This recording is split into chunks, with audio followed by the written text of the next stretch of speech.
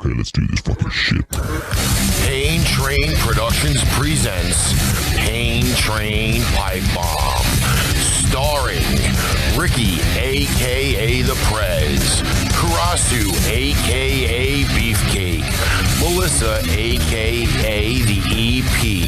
You can find all of our merchandise on shop.spreadshirt.com/Pain Train Pipe Bomb or paintrainpipebomb.threadless.com.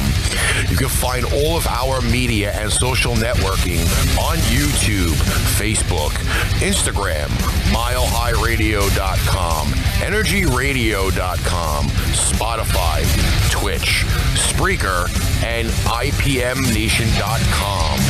Our intro music is Insanity Control.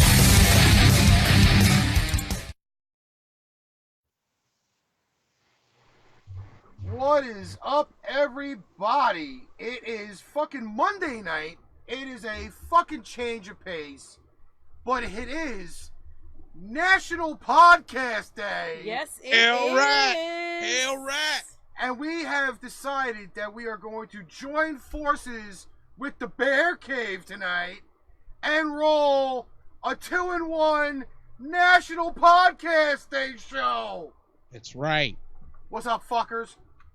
Man, you know I can't call it, bro. I decided to come out. I got the crisp bought from New York Yankees hat on. I got this bought from inside of Amazon Yankees jersey on. You know, it's gone through hell. It's got a few battle scars on it.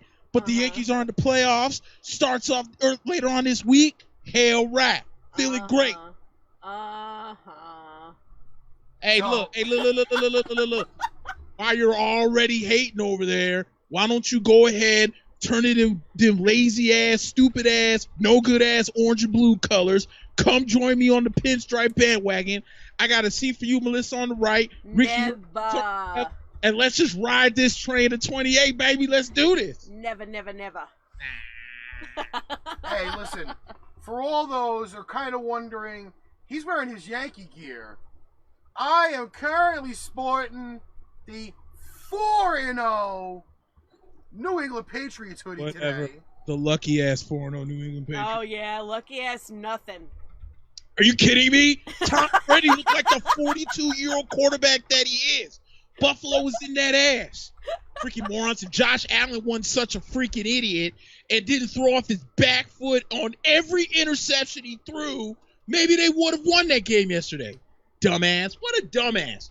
That game was royally pissing me off.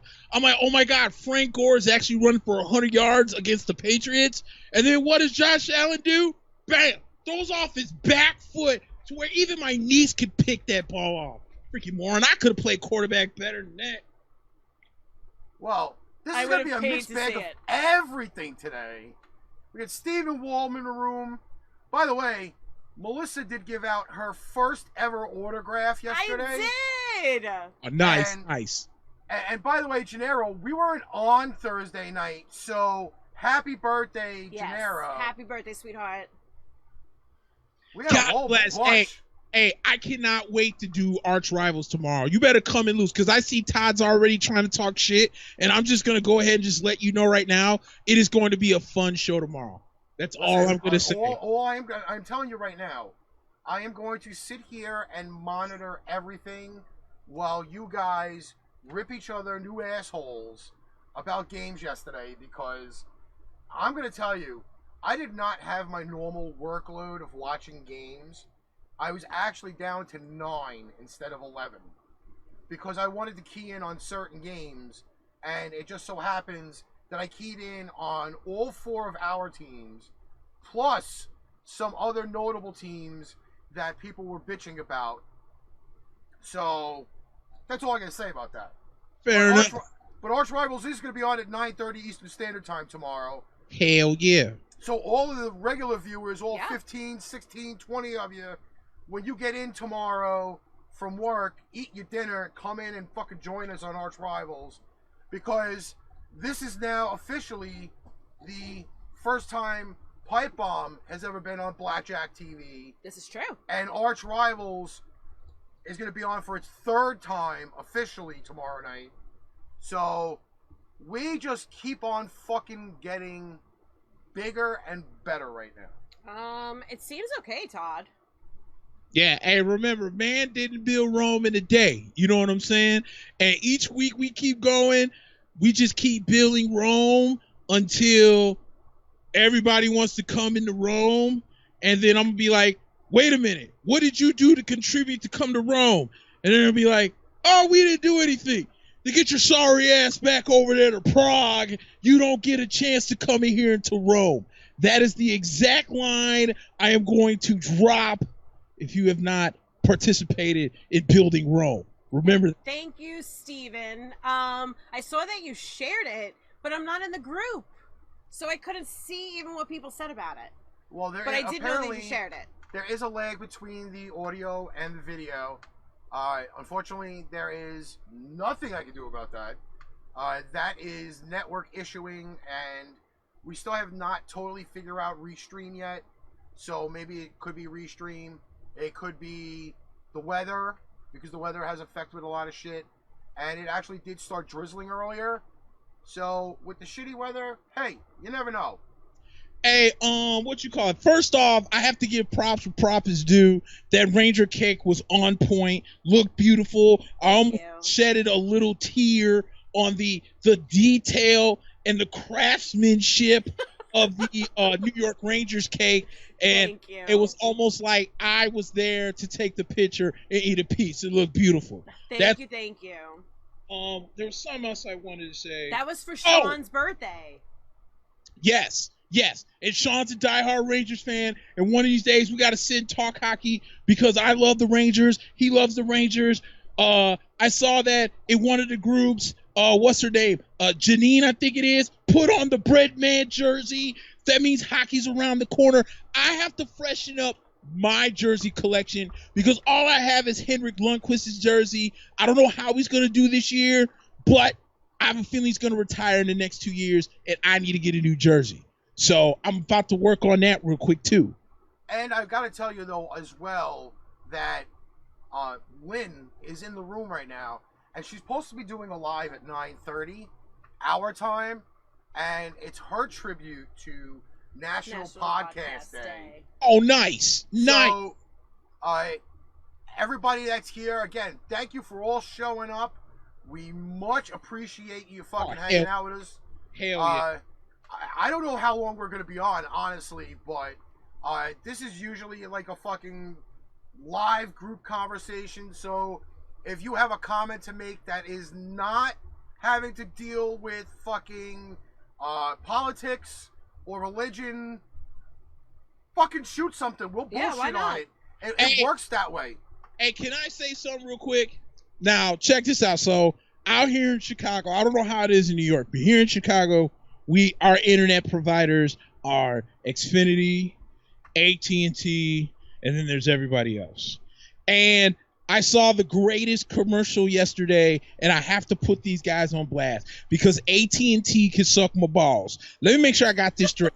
AT&T legit, before I switched over to Xfinity, when we were trying to figure out why my internet connection was so slow, I legit called AT&T and I was looking up their faster internet, and they're like, "Oh, we got a fiber optics we have a fiber optics option as well, right?" So I'm like, cool. How much is the fiber optics I'm trying to upgrade? I'm sorry, sir, but it is not available in your area. How, Sway? I live in Metro Chicago. You're going to tell me that I can't get a fiber optics out here in the suburbs of Chicago? Piss off. Xfinity has been the absolute bee's knees ever since I got it. Then they came and fixed it. Now it works better than ever. I get no lag when I'm out here playing Gears 5. I get no lag when I'm out here playing Madden 20 or whatever it is. I got Borderlands downloaded on the Xbox One for my playing pleasure because everyone said, "Oh, so Negro, you got to play Borderlands 3." So I'm going to play Borderlands 3 as soon as I flip 1, 2, and the pre-sequel. So give me 2 weeks to do all that. So Xfinity, props to you. AT&T, get your stuff together because you suck my balls. That's all I need to say. Well, that's what happened by me, too, because I have Cablevision, like, along with 1,000 people Optimum or whatever it's called. And we also have the option of Verizon Fios. And they told us that unless 3 or more people on our block wanted to get Fios, that they couldn't hook it up to my house. Yeah. So it's kind of the same situation. Like, they have to have like a herd of people doing it in the same spot in order for them to run the lines. Yeah, what a joke. It's the same bullshit. Well, it's funny though, because we have Optimum here, and that's one of the big 3 that there is in New York with the triple play package. And everybody was like, oh yeah, well maybe you should fucking upgrade to Verizon and you'll have better service that way. Here's the joke. There are certain blocks in the neighborhood that are not even remotely close to being set up for Verizon or any of their fiber optic stuff. And here's the even bigger fucking laugh, is that their internet service is not even half the speed of what we get with Optimum. No. So why would I go and fucking switch with Verizon to get half the fucking speed if you don't even have it fucking set up here to begin with? Yeah, and exactly. Thanks, I just got this shirt. Jaws is like one of my favorite movies ever. Just saying. Can you hear me now? That's oh, right. hell, goddamn right. Hey, hold on a second. Keith Robbins said, how about them Bucks? Yeah, Todd, how about them Bucks? How about them Bucks? Punk ass. I'm gonna take the Rams in this game. Yeah, how'd that work out for you? You better not take them next week, because we finna beat the Aints next week. Believe that. We are going into the punk ass Big Easy, and we're gonna beat the punk ass Aints, just like we beat the punk ass Rams. We're gonna show Dak Prescott and the Dallas Cowboys how it's supposed to be done. Since they couldn't get the job done last week, we get the job done on Sunday. So just tune in. There's no other football game on Sunday that you should be watching outside of your soon-to-be MVP and Jameis Winston and the Tampa Bay Buccaneers. Period.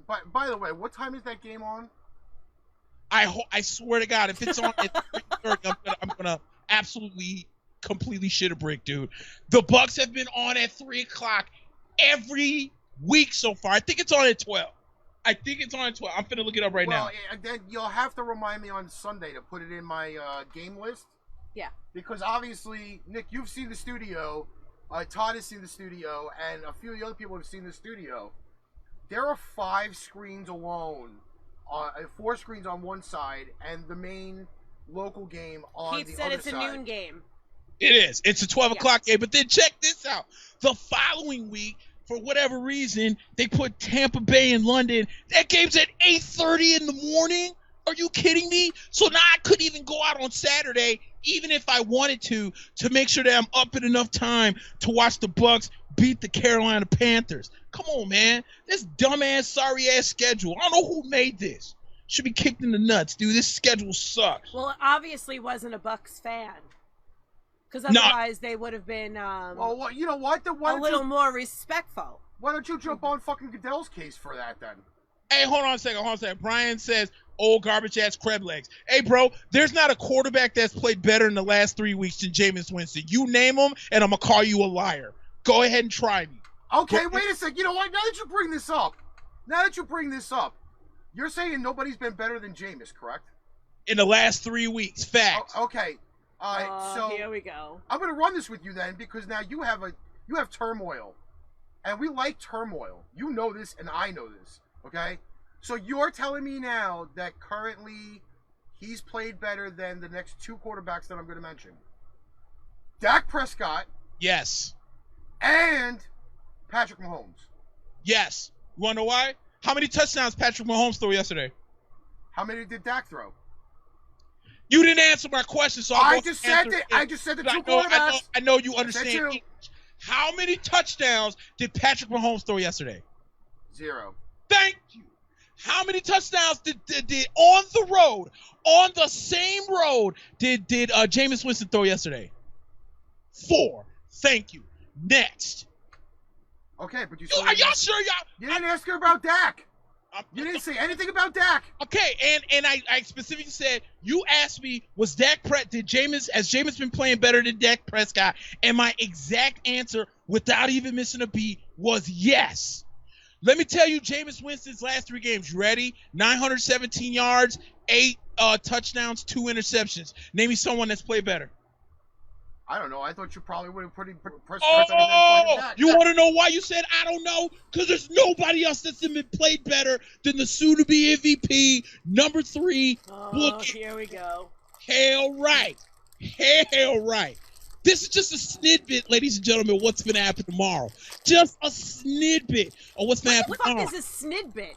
I don't know, but whatever it is, they like to say it. So what is a snidbit? We don't challenge that. It's like French for peace. That's right. I speak a little French. What kind of bullshit is that? My first name is Nicholas. How French can it not be? Uh-huh. That's right.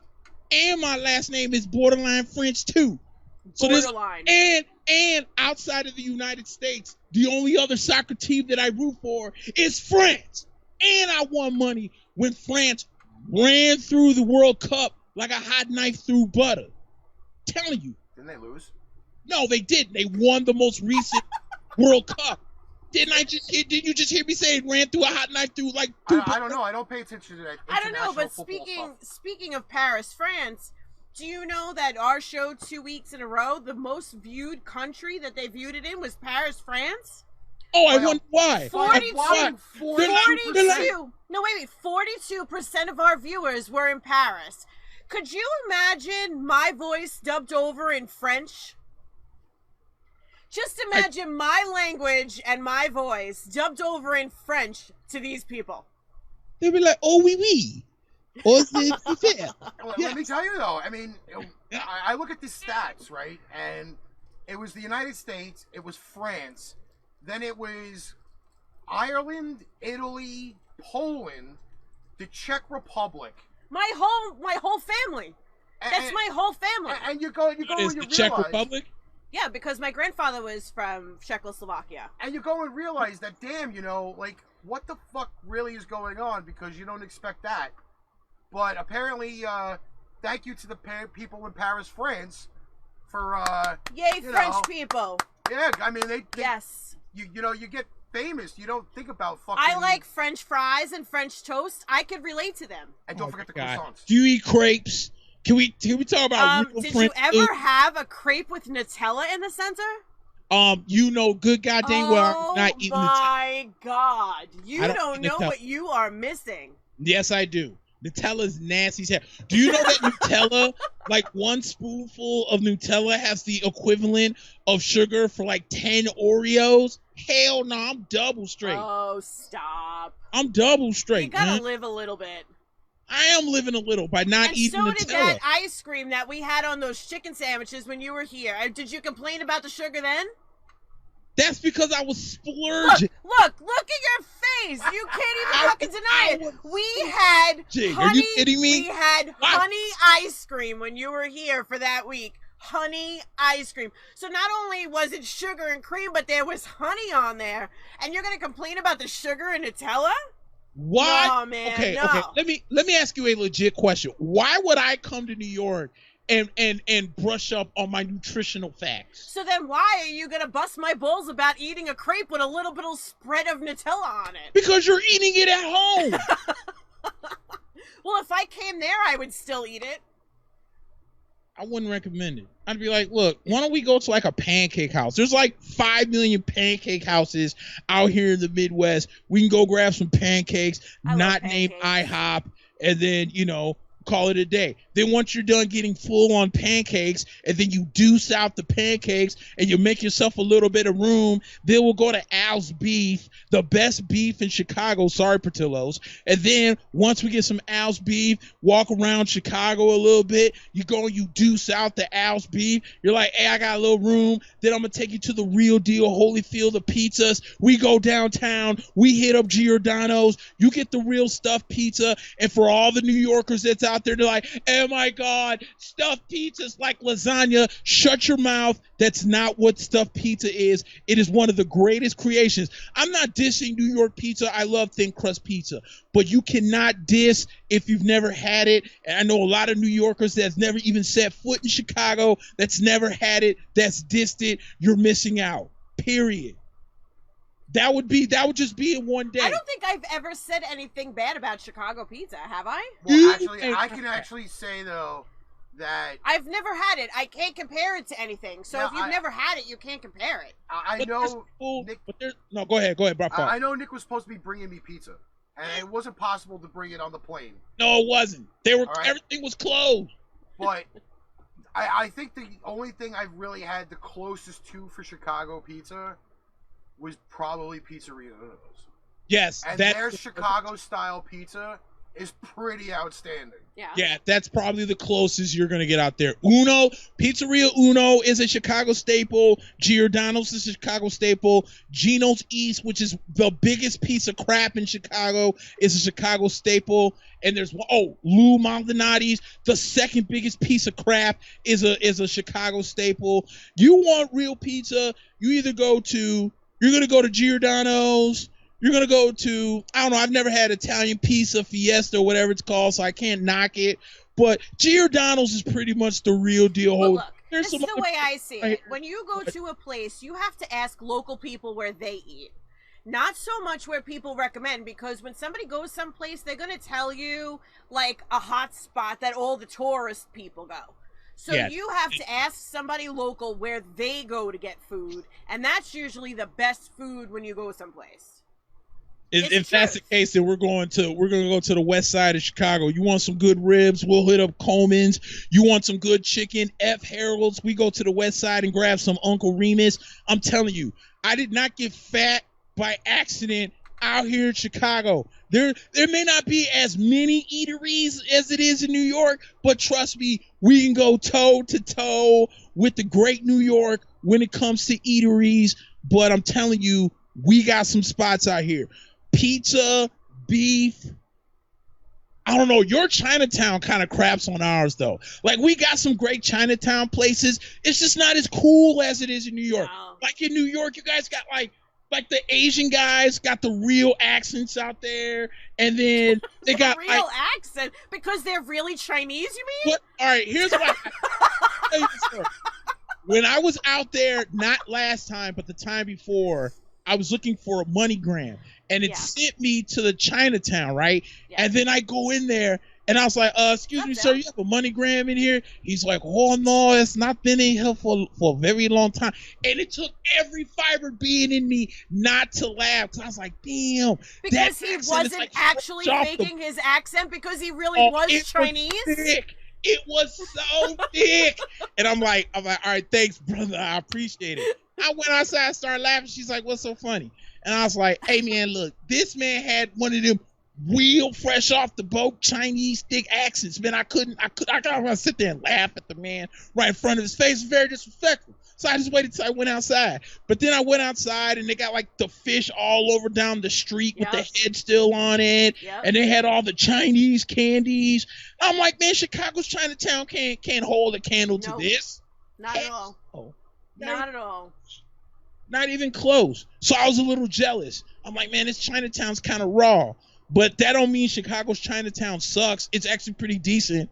It's just not as cool as New York's. Well, think of it this way. In New York, the most famous Chinese place, obviously, is Wohop. Yeah. Because the place never fucking closes. No. All right? It's open legitimately 24 hours in both restaurants, which is the upstairs, which is more of the sociable, restaurant-y type place. Right. Okay? And then you got, like, the diner setup, which is the one that's down in the basement. And that place is small. It's very confined, but it is like the diner kind of feel. Yeah. Like the extreme, okay, we're going to have your food out in like 3 minutes type deal. And if you ask people here which they prefer, the upstairs or downstairs, there's always a conflict. Who likes upstairs better and who likes downstairs better? But I got to tell you, because it's a totally different vibe. And I legitimately was talking to some cops a few weeks ago when picking up my other part of today, which is National Coffee Day. Yes, it's National Coffee Day. Along with National Podcasting Day. It's fucking amazing. They were actually wearing Wohop t-shirts. Yes. Because they were undercover DTs. Yes. And I said to him, I was like, I've got 3 of those. And I need to go back and buy some more and they changed the design on the front of the shirt. Yeah. And I was a little fucking angry with that they changed the design. But as soon as I mentioned the shirt, they were like, "Oh, when was the last time you were there?" And it's only been like 2 months. My birthday. 3 months. My so, birthday was like, the last time we were there. Well, I mean, Wohop Chinese-wise is probably the best place. Yeah. Obviously, everybody's going to have their own fucking favorite pizza place. Well, the best part about this, Nick, is that the last time we were at Wohop, I got some kind of chicken, and it had vegetables with it, right? So I wasn't sure exactly what I was eating because the vegetables were all shaped the same way. Right. So I asked the guy, and I was like, what kind of vegetables are these? Expecting to get some kind of answer, like, this is a carrot, this is a this. He said to me, they're Chinese vegetables. What the fuck is a Chinese vegetable? Like, what is it? Like, identify what it is that's shaped like a carrot. Like, everything was shaped like a carrot, but different colors. I was like, what is this? And he goes, oh, those are Chinese vegetables. Okay. We're actually going to have a call in from another podcast. Sweet. I bet you anyone they're like, excuse me, Mom, but the Chinese snow pea is very different from the American snow pea. I just wanted to know what they were. I wanted to know what I was eating. Man, that dude's not going to sit there and break down what every Chinese vegetable it is. He's probably like American lady, either eat the Chinese vegetable or I take it back to kitchen. Which one you want?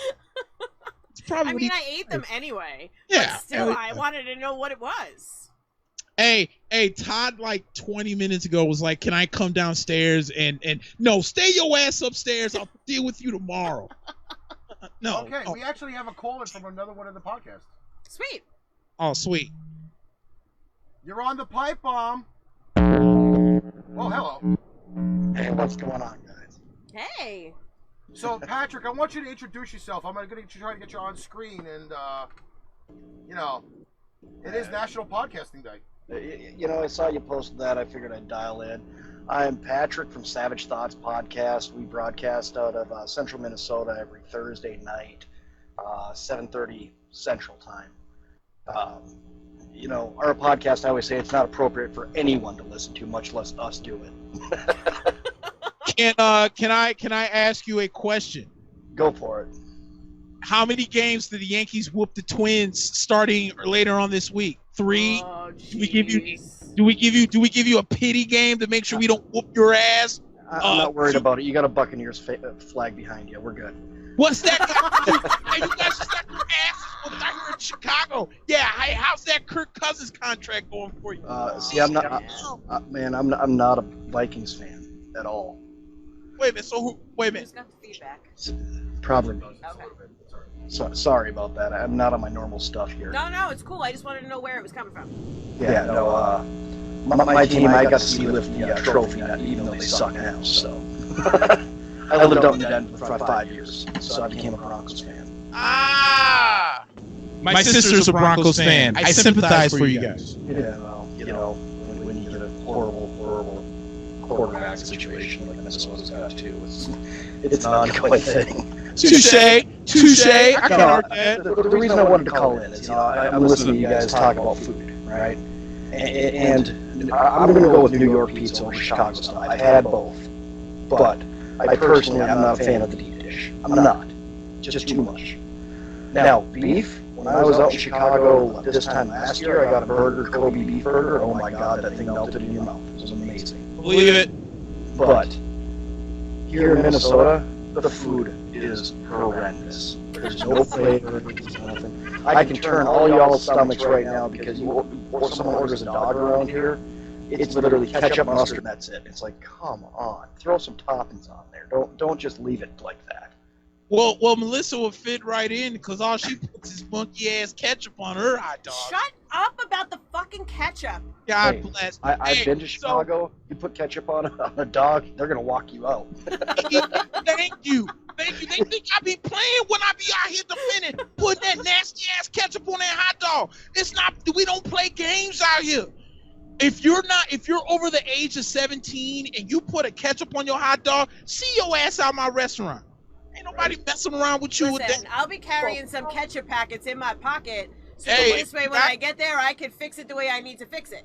Hey, if Like, you got like some, Melissa said, though, you want to find good food. It doesn't matter where you go. I've lived, I did a year in Korea, did 4 years in England, lived out in Las Vegas, lived in Texas, Denver, here in Minnesota, and it all comes down to one thing. You find the hole in the wall, and that's where you're going to get the best food. It's true. You have to ask people who live there what they eat.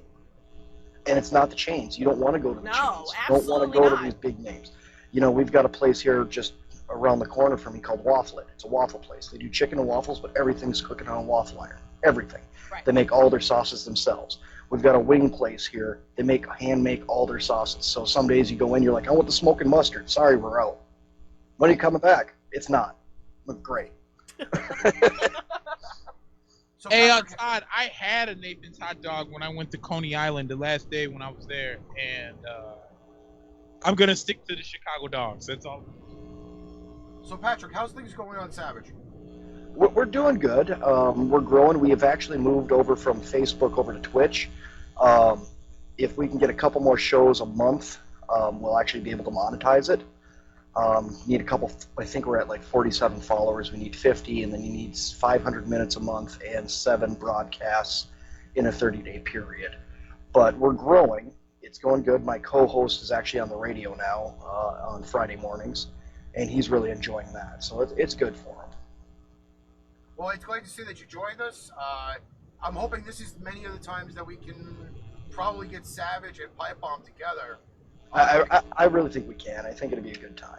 Absolutely. I'll tell you though. I mean, I've been listening to Savage for a while. I'm sorry. And to honestly tell you, I mean, like the attitude and the way that the shows are really put together are somewhat identical, although they're not in the same region. Yes. So it's like if you don't get a punch from us, yes, you get a punch from them. Yes. And that's a fucking diesel 1-2 combination. Yes, absolutely. I'm not gonna lie about that. Yeah, no, the funniest one for us is you kind of got to look at our area. We've got a guy, he's called St. Cloud Superman. He's been standing on the corner, 95, 96, one of the corners out here, poses as Superman. So he was a fit guy. I mean, he was just built. Well, now he's about 350 to 400 pounds and wears a 4X t-shirt and stands out there carrying the Confederate flag, screaming, obscenities and curses and everything else and racial slurs. And it's just like, this is what we got. This is what we're famous for. Great. Then, recently here, I don't know if you guys listened, we had a couple fights in the school system around here. I mean, it's just like, and I don't know if you guys saw it on the news, but Apollo High School here in town went national with their lunch that they served someone. It was a hot dog bun with cheese on it, a cup of marinara, and 4 carrots. Yes. That was it. That was the lunch served. And we're just sitting here going, okay, this school district needs to get the hell out of the news. Right. And then 2 days later, the other half of that school district had a 14-person fight. Wow. It's just, nothing wins. I mean, the town here, you're talking, I think we're like 54,000 people in our area, and it's just like, these are problems I saw in Denver. These are problems I saw when, Dallas, New York, Chicago kind of problems. You don't think of small town somewhere problems, but it's everywhere. I mean, around here, we've got a huge meth problem. We do. And, if you watch our podcast, I call things methed up all the time because it's just, how can you do this? How can you go through and just, oh, it's rat poison. Oh, I'll inject that. Why the hell not? What are you going to do? It's just ridiculous. Facts. Big facts. So, Nick, you got any questions to ask Patrick? I already asked my question on how many games the Yankees gonna whoop that ass. I think, honestly, if I had to guess, just because I know how it goes, it's probably going to be a sweep. Which is probably yes, sir! Yes, sir, that's what I'm talking about. That's what I like to hear. Straight up sweep. There's a reason. I'm not a baseball fan. I'm not. I'll follow it, but I'm not a fan. Like, I can go to a game and watch a game, but I can't sit and watch a game at home. It drives me insane. But, when it comes to that stuff, you pick your team that's going good. Ricky, I know you and I have gone rounds with the Cheatriots, but, we won't go into that right now. It's a quite all right thing. There's still brotherly love between us. Yeah. We got Chris Ripken in the chat, by the way. Do we? Yes, he popped in. He popped up on my phone. I'm hoping for the What's going on, Ripka? the chat to go up there. Hey, I would like to say that I'm glad that we're doing this show right now, because if we weren't and I was forced to sit here and watch this Pittsburgh versus Cincinnati game, I swear to God, I would just go and run a mile, and I don't run. Is it that bad? God, it's only 10-3. Like, it just turned 10-3. This game is awful. Is Cincinnati winning? No, Pittsburgh is. They cock. Fuck that. I think I picked them. I did. I don't remember who I picked this week. And Nick, I actually put picks in this week. You'd be proud of me. You picked who? Who did I pick? She's got a list. I got to put them on the. I have a whole list. The spreadsheet. I did not do well with the 1 o'clock games at all. Not at all. 4 o'clock, I did a little better. And for what it's worth, from this day forward, I'm going after Mike Francesa's job on WFAN. The petition is about to start running rounds. My fellow podcaster, Mac from the Mac and Black podcast, is going to be my official lawyer, so we can get the what's the word I'm looking for? The salary straight, so we get the money straight.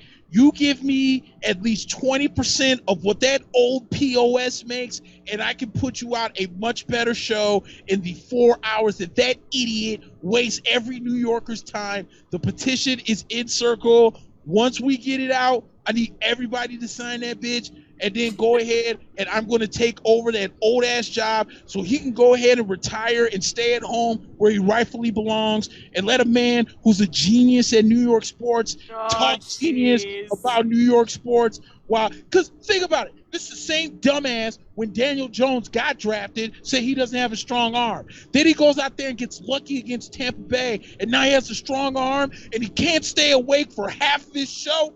Get his old ass out of there. Let me get in there. Bet you I can get a better entertaining show than that old POS. Mike Francesa, I'm coming for that ass, homie. I'm coming for the job. I'm coming for the money. I'm coming for everything. Watch out. Wow. They're going to put Joe Buck in instead of him just to make I swear. Oh, my God. Please. They better not. Oh, my God. I will be on the New York 6 o'clock news just causing ruckus. No way. Wow. Joe Buck. All hell will break loose if that happens. What I don't understand, it doesn't matter what team people are a fan of. Being military, you run into everyone, right? I have yet to find anyone who liked Joe Buck. Not one. Anyone. Not one single fucking person that I know of. I'll be honest, every time Joe Buck does a broadcast that it's here on in New York, I somehow put the TV on mute and then just listen to it off the radio. Right. It's actually more entertaining. Yeah, dude. Hey, Alex is even saying the same thing. Dude, this game flipping sucks.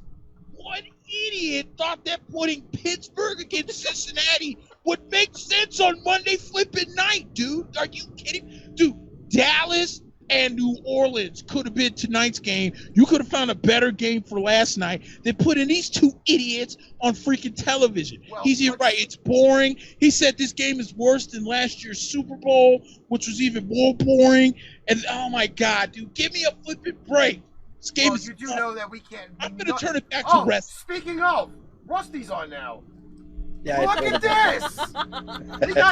We have all of the Bear Cave. You got 2/3 of Pipebomb. Yep. And now Patrick Rusty's in the chat. So now we have technically 2/3 of. No, it's all of us now. You got both of us because our third mic is rotating now. Really? Yep. See, I didn't get to see last week's. Well, we always have a different third mic, but it's Joe had other commitments, so Joe's no longer with us as a regular mic. So it's Rusty and myself. Wow. Dude, Steven Wallman's hilarious because when the Bucks played the Panthers the other day, he's like, "Hey Nick, you know Joe Buck's calling the game?" I was like, "You're a liar." And sure enough, Joe Buck's dumbass was calling the game. Oh my God. And then like Troy Aikman is no better. God, is he an idiot too? Like, if you've got that many hits in the head, you would be too. Oh, it's funny because on the game Thursday night, when for some reason the Green Bay Packers decided that they could run one flipping yard to score a touchdown. Troy Aikman goes, well, you know, if I was struggling to run the ball, I'd pass it 4 times too. You're going to tell me you got $50 million in this offensive line and these 1,500 pounds worth of men can't block for one flipping yard? Dude, what are you talking about? Another guy that needs to lose his job. Why do we have all these old-ass people? I give you another one who sucks. Anyone that watched the Bucs-Rams game, Moose Johnson was calling wrong names the entire game. All these old-ass Dallas Cowboy guys who must have been suffering from concussions are getting old and senile, and they suck. God bless. Even Chris Myers, who calls Buccaneers preseason games, sucks balls. They need fresh blood. Let's get some fresh guys out there. Let's stop bringing these 65, 70-year-old men. Not everybody can be Pat Summerall, ladies and gentlemen. Not everyone can be Pat Summerall. They need some help. Fox needs some help. They really do. All right, so we got some comments in here that I want to kind of pick on a little bit. Alex said he'd rather watch Hillary Clinton call a game versus Joe Buck. Rusty said, I'm on the radio now too. Sorry, I had to brag. I haven't spoke to you, Patrick, or Rusty yet. Starting January, I'm going to the Connecticut School of Broadcasting. Within 8 weeks, I'll have my degree and possibly a new job. Nice. So, I'm Rusty. I'll be joining you on the radio too. It'll be a battle. It'll be a battle. Apparently, people are wanting to not have the Steelers get picked on. They're one of the worst teams in football. And I mean, it is a battle. Okay, Ricky, we'll throw this out there. We won't pick on the Steelers anymore. It's like picking on the Special Olympics. Moving on. Yeah. Well, Alex's favorite player there is Ben Raplesberger. Who? I think that's what he called him. He loves big. He loves. Is he playing tonight? No, he's out for the season. Okay, never mind. He's out for the season, which is fucking hilarious. But how many quarterbacks are out this season? I mean, well, oh God, a few of them should be coming back. I know Nick Foles should be back by like what, week 10, Nick? But Nick Foles may not have his job back by the time he's back. It's true. All of a sudden, Gardner Minshew II has now become the second coming of Jesus, apparently. And if he keeps playing as well as he has, you can't give the job back to Nick Foles. Yeah, but you know what, though? That porn stash has gone through the entire NFL, which is scary. Even what's his name's rocking a porn stash. At least he has been for a long time now. Oh, come on. You know how upset about the porn stash I was. Yeah, you know who I'm talking about. Rodgers got rid of it. I know. I could not wait for Rodgers to shave that thing off his face. You have no idea. I was actually going to threaten him and tell him I was going to go there and wax it off his face. That porn stash is just not cool. It was disgusting. Completely disgusting. It is not cool at all. I know, Pat, what's your opinion on the porn stash? I'm not a fan of the porn stash. I'm not. I mean, I like facial hair. I like beards. I'm that kind of girl, but I'm definitely not into the porn stash. It's very strange for me. See, I did a Comic-Con thing. That's the last time I was in Chicago. I was in Lombard. And I did a mustache that, comes down all the way, follows your jawline, goes up and around, the whole thing. I ended up looking like Lemmy. I was like, I can't do this anymore. The ace of spades! Right. Ace of spades! I got to shave it off. Hey, did I really just see a Seahawks comment in there? No. Wait, tell me I just not to see a Seahawks comment in there. Yeah, you did see a Seahawks comment. Oh, God, where? Anthony Bullock says Seahawks. Oh, man. That's all he said. Finkel-looking bastard is another comment for ALDAPE. Wow. I gotta tell you, this is different on a Monday night. Ray Finkel, what would you know about pressure? Well, I have kissed a man. That is...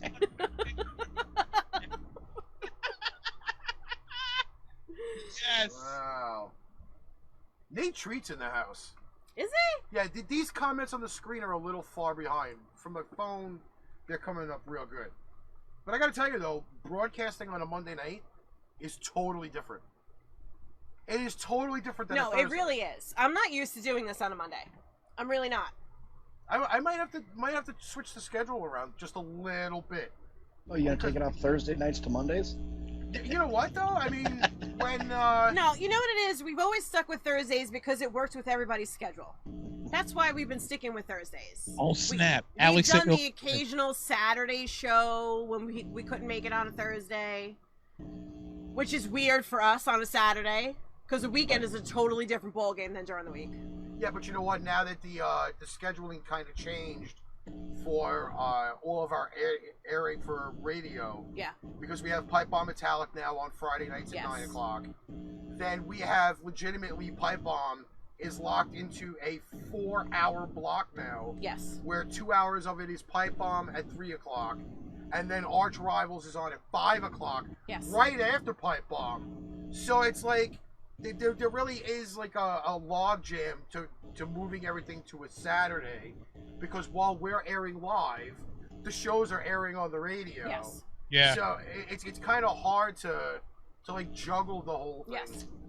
Absolutely. But I gotta tell you though, Monday night, there's Monday Night Football. We still have a bunch of people watching, and they're watching us now on Blackjack, so it's even better for that. Yeah. It's a bigger audience, and I mean, it just feels different. I kind of like it in a way, you know, because then you don't like have everything bolt up against. Well, it kind of breaks it up a little bit. Like it would be like 2 nights of shows, a night out, a day off, then get another show together for Friday.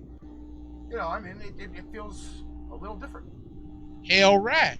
Hey, Alex said add him in. I have to reconfigure the screen to do this, but... Oh, yes, sir. I'm pretty We'll start calling you Rusty. Dude, this show this is exactly what I was envisioning at work, because I didn't even know it was National Podcast Day until I was tagged into something by my buddy Mac, and then he was like, in honor of National Podcast Day. And I was like, well, son of a bitch, I guess I should probably do a bear cave. And then Melissa comes on my Facebook, she's like, well, we're thinking about doing a show too. And I'm like, well, why don't we just go ahead and just combine the shows then? So then I could not have left work any sooner than I did, because as soon as those two other captains came in, I was like, hey, adios, fought the traffic, got home, made some ribs, threw some interceptions because I got drafted by the Miami Dolphins on Madden, threw some interceptions, cussed a little bit, and then the next thing I knew, I was like, well, I should do my traditional shower and eating before the show, and here we are, and we just got Alex on here. Thank God you showered, for the love of God. Yeah, dude. I know, right? I don't want to be doing this show smelling like pizza dough and red sauce. It's not like any of us would have smelt it anyway. Facts. But he's in the Midwest. You shut your mouth. He's only 2 states away from me. I could probably smell that shit. True. Absolutely.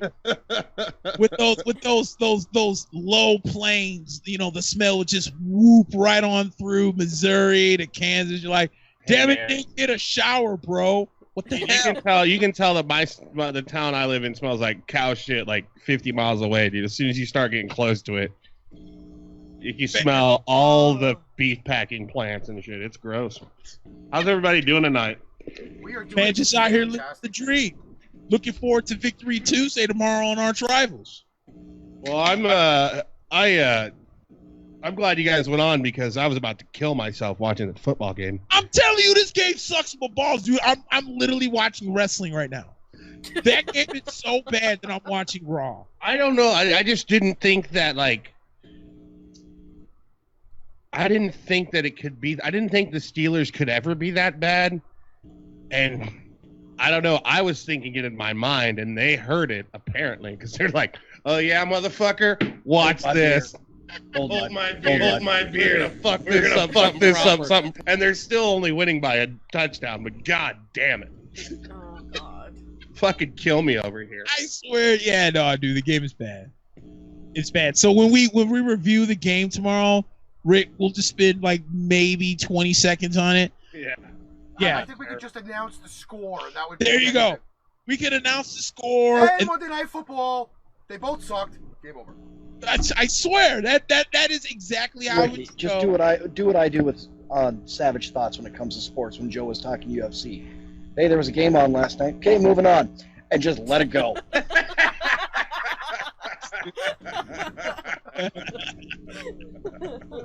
Seriously, So man. how's it going, Patrick? How you doing, man? Pretty good, Alex. How you been? I'm doing all right. I'm enjoying that you guys are on iTunes because it's every Friday morning. That's what I usually listen to when I start my route for work. Again, I'm sorry.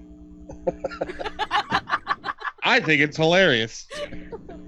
And that kind of like affects me, like watching the show on Thursday, because like now that's what I do every Friday morning. Like the first show I put on is Savage Thoughts. So like, well, I liked interacting, but now like I just want to listen to what happens. So it's kind of, you can't find that happy medium. Last week was a shit show. Oh my god. Rusty needs to work on his computer because his computer is not liking cameras. We'll put it that way. It just freaked out. Hey, listen, that's only another fallout from what happens here, because there's weeks that the audio is great, the picture sucks, or we have these great graphics, but nobody can fucking hear anything. It's a fucking misnomer to all of it. Yeah. It happens. So, I mean, look at last week. We started off fucking arch rivals last week with no audio for the first 2 minutes. Yeah, that was fun. Oh yeah, but then the mountain climb just got that much better once we got it hooked up though. Oh yeah. Oh yeah, dude. That's what I'm saying. That's what I'm saying. What did we spend like fucking 3 hours Wednesday morning trying to fix this fucking shit? Oh, I know. And I was in here uberly frustrated because I kept throwing picks with the Miami Dolphins in Madden.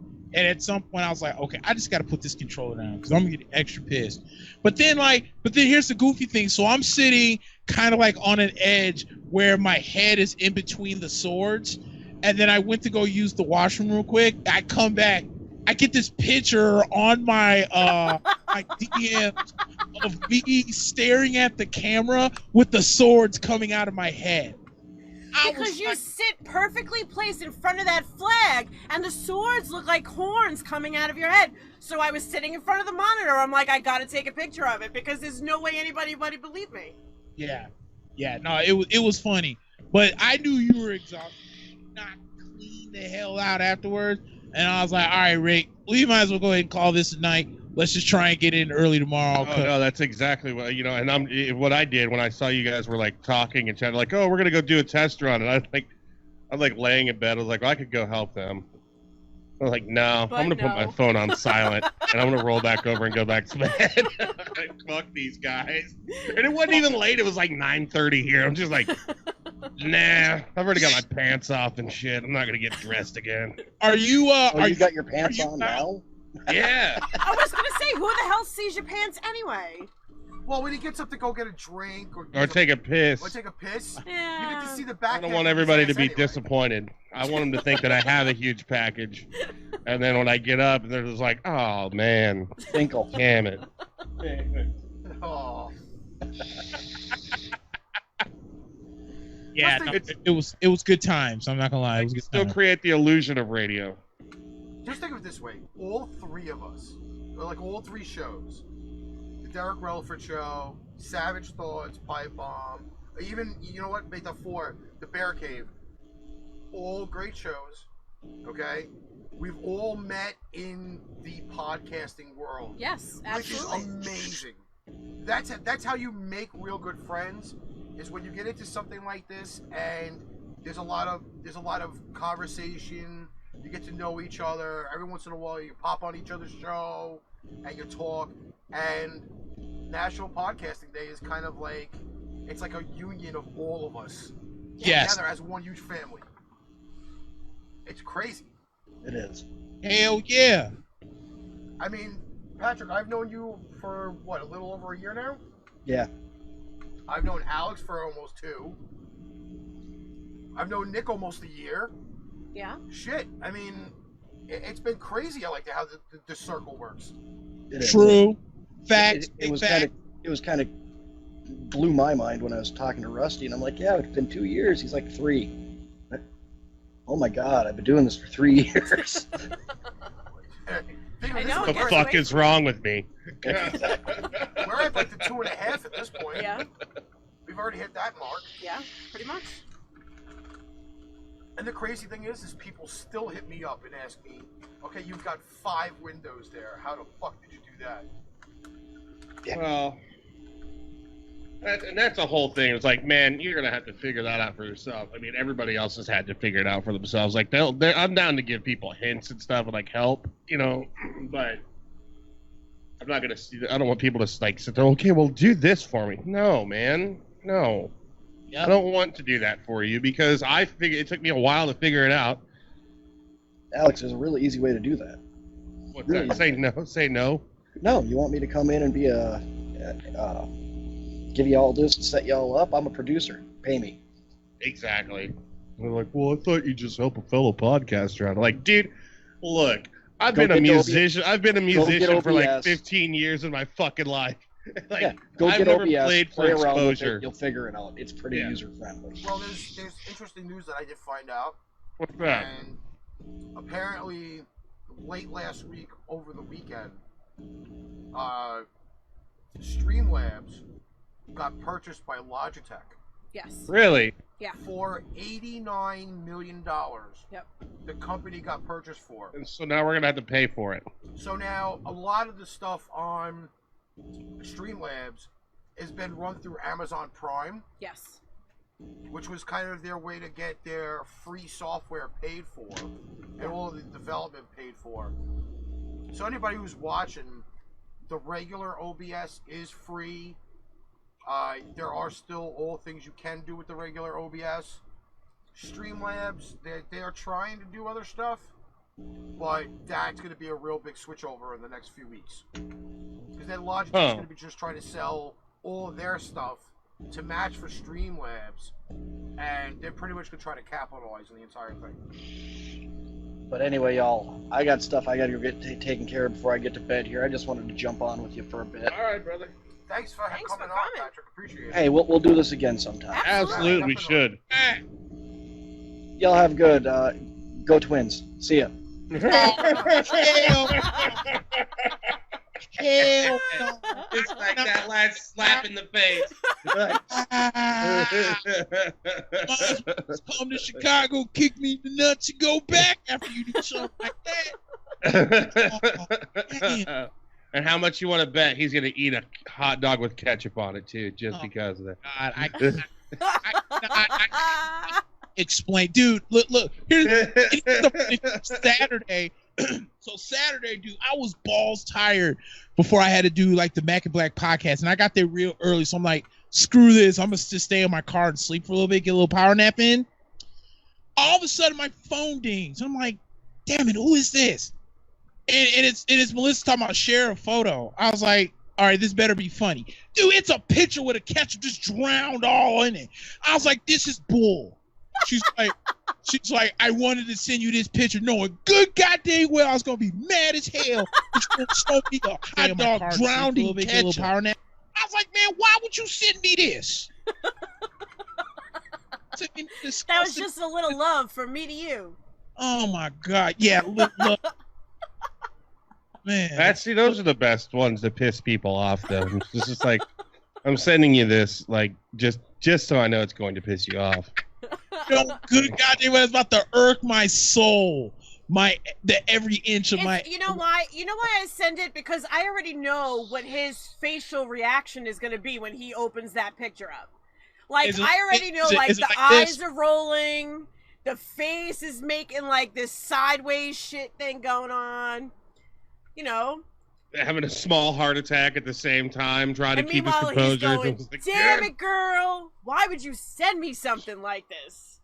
And then it takes him like a minute to compose himself to send me back a message afterwards. Like, what the fuck are you doing? Okay, I'm looking at the comments here, and I've been seeing this all day today. And I'm sorry, as a person who was born in October, I still don't get Happy October Eve. Yeah. So, like, is it like Christmas Eve? Like, Jack Skellington's gonna come down my fucking chimney and shove a pumpkin up my ass? Like, why are we celebrating October? You know how it is. It's like the official sign of like shitty weather is coming. Like, I don't see why we have to be fucking excited about it. Like, oh, Halloween! Like, really? Come on. If you're really excited about Halloween and like dressing up in a costume, like seriously, it's only for kids and whores. Like, really, and I don't have a problem with it.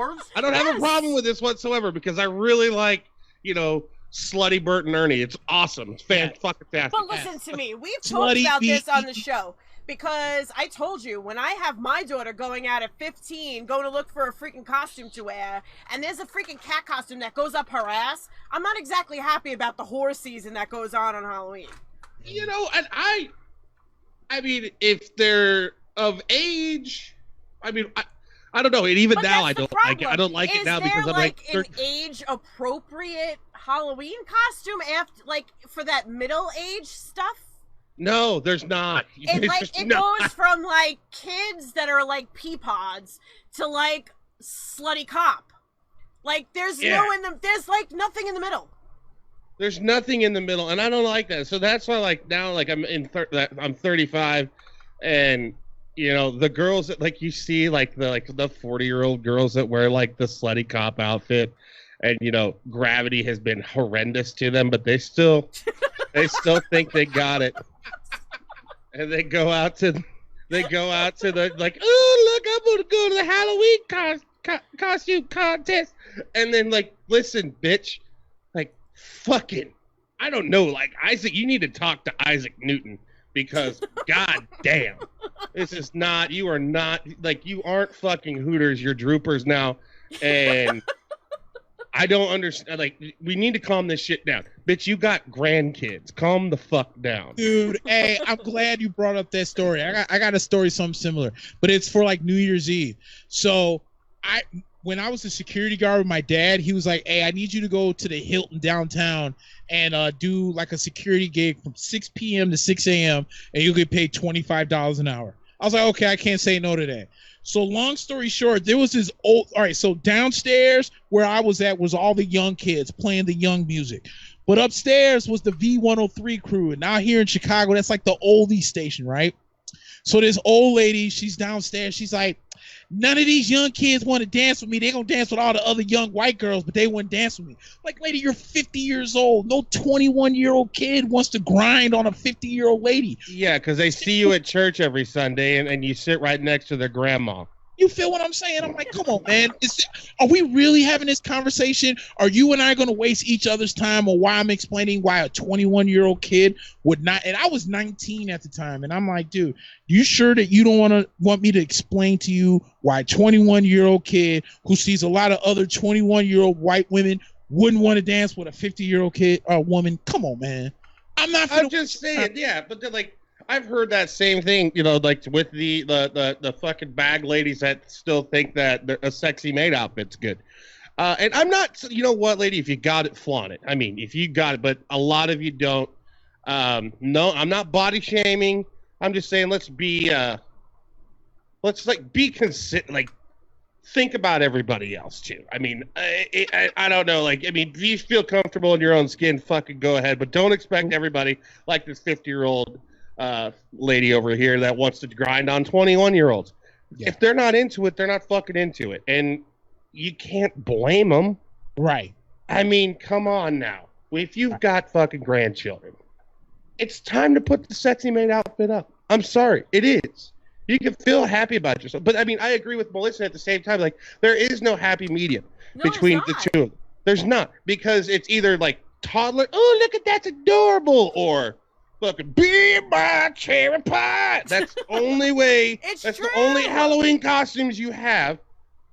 And then unless you're a dude, and then you get like, I don't know. One year I was a priest. That was kind of weird. But then my buddy went to the same costume. He had a way better costume, where it was like a priest costume with a little child like sewn onto the front of him, and I was like, that's offensive as fuck, but it's hilarious. So, good for you, sir. But see, like, seriously, there's not, like, and I mean, when I was in college, of course I loved the scantily clad women on Halloween. But I'm 35 now, and those girls are children to me. Yes. Yeah. Like, And I you feel can't tell the difference between a 16-year-old and an age-appropriate girl when they're all dressed like that. no. Yeah. That's the scary That's why part of the whole ask thing. my ID. That's the scary part of the whole thing. Yep. No, I'm with you on that. I'm gonna have to carry. You had to carry a black light with you when you go to the bar, and like make sure you scan and get the hologram and their ID, make sure it's not a fake. I'm like, okay, you're tall enough to ride. Come on, come on. For real. Oh, shit. But see, that's why I don't get into I mean, I like if I just gonna say this. You're a fucking adult now. If you want to watch a horror movie, watch a fucking horror movie. We don't need a season for it. You can watch them all. It's Netflix. They're always there. Yeah. Yeah. Yeah. No, you're right about that. You're definitely right. You know what I think about gonna do this year, which is totally against my nature, but think about getting one of those Christmas sweaters. Not really a Christmas sweater kind of guy, but I realized that white girls love throwing Christmas sweater parties, and I'm always invited. You mean an ugly Christmas sweater? Exactly. Yeah. Me and Ricky were invited to an ugly Christmas sweater party one year, and we had to make our own sweaters at the party. Like, we had to go there with a blank sweater, and she had a table full of stuff to decorate it with. Nope. So, you know, Y'all did better that. than me. Mine was original, okay? Because I put a little pouch with candy in it on the breast part of the shirt. Right. And at the bottom, I had an upside down candy cane with the letters that said "suck it." And I had a red sweater, and I had a glove on each boob attached, and then on the bottom it said "feel the joy." See, now y'all see that's what I'm saying. You guys are turning fucking Christmas into slutty Halloween costumes. You're taking these goddamn. You're taking the birth of our Lord and Savior and putting titties in it. And I don't know. Mary was a virgin. Yeah. She never felt the touch of a celestial man, and I think there was there's some child molestation because she was only 13 years old, but I don't know what happened there. It's really gross. But so still, the birth of sweet 9-pound, 8-ounce baby Jesus. They're like, squeeze my tits. I gotta see if I can find the picture. If I can find the picture, I'm gonna make Ricky put it up. But no, and then that's not even bad though. Did you see the one where the girls are like they had? And I'm a big fan of this costume. I'm just saying, I'm not against it, and I think many women should go and do this. But where they have the one tit cut out, and then they dress it up like Rudolph or something. They got the Christmas sweater, and then one boob's exposed, and it's painted like Rudolph. And I think that's awesome. So wait, so that was better than me putting a pair of gloves on my tits on the sweater? You know, I'm just saying there's more of a story there. And also, and see, but I've also wondered, because when they paint up their boob to look like Rudolph and they paint their boob brown, is that blackface? I'm not sure, and I don't know if I should be. I think it's funny, or if I should be offended, but I don't know, because they painted all brown and stuff, and I'm like, oh, that's. But it's got to match Rudolph. Yeah, but you can't paint your face up as Rudolph. Rudolph wasn't white. Well, yeah, but you still points into the blackface. You can't do it. Rudolph wasn't white.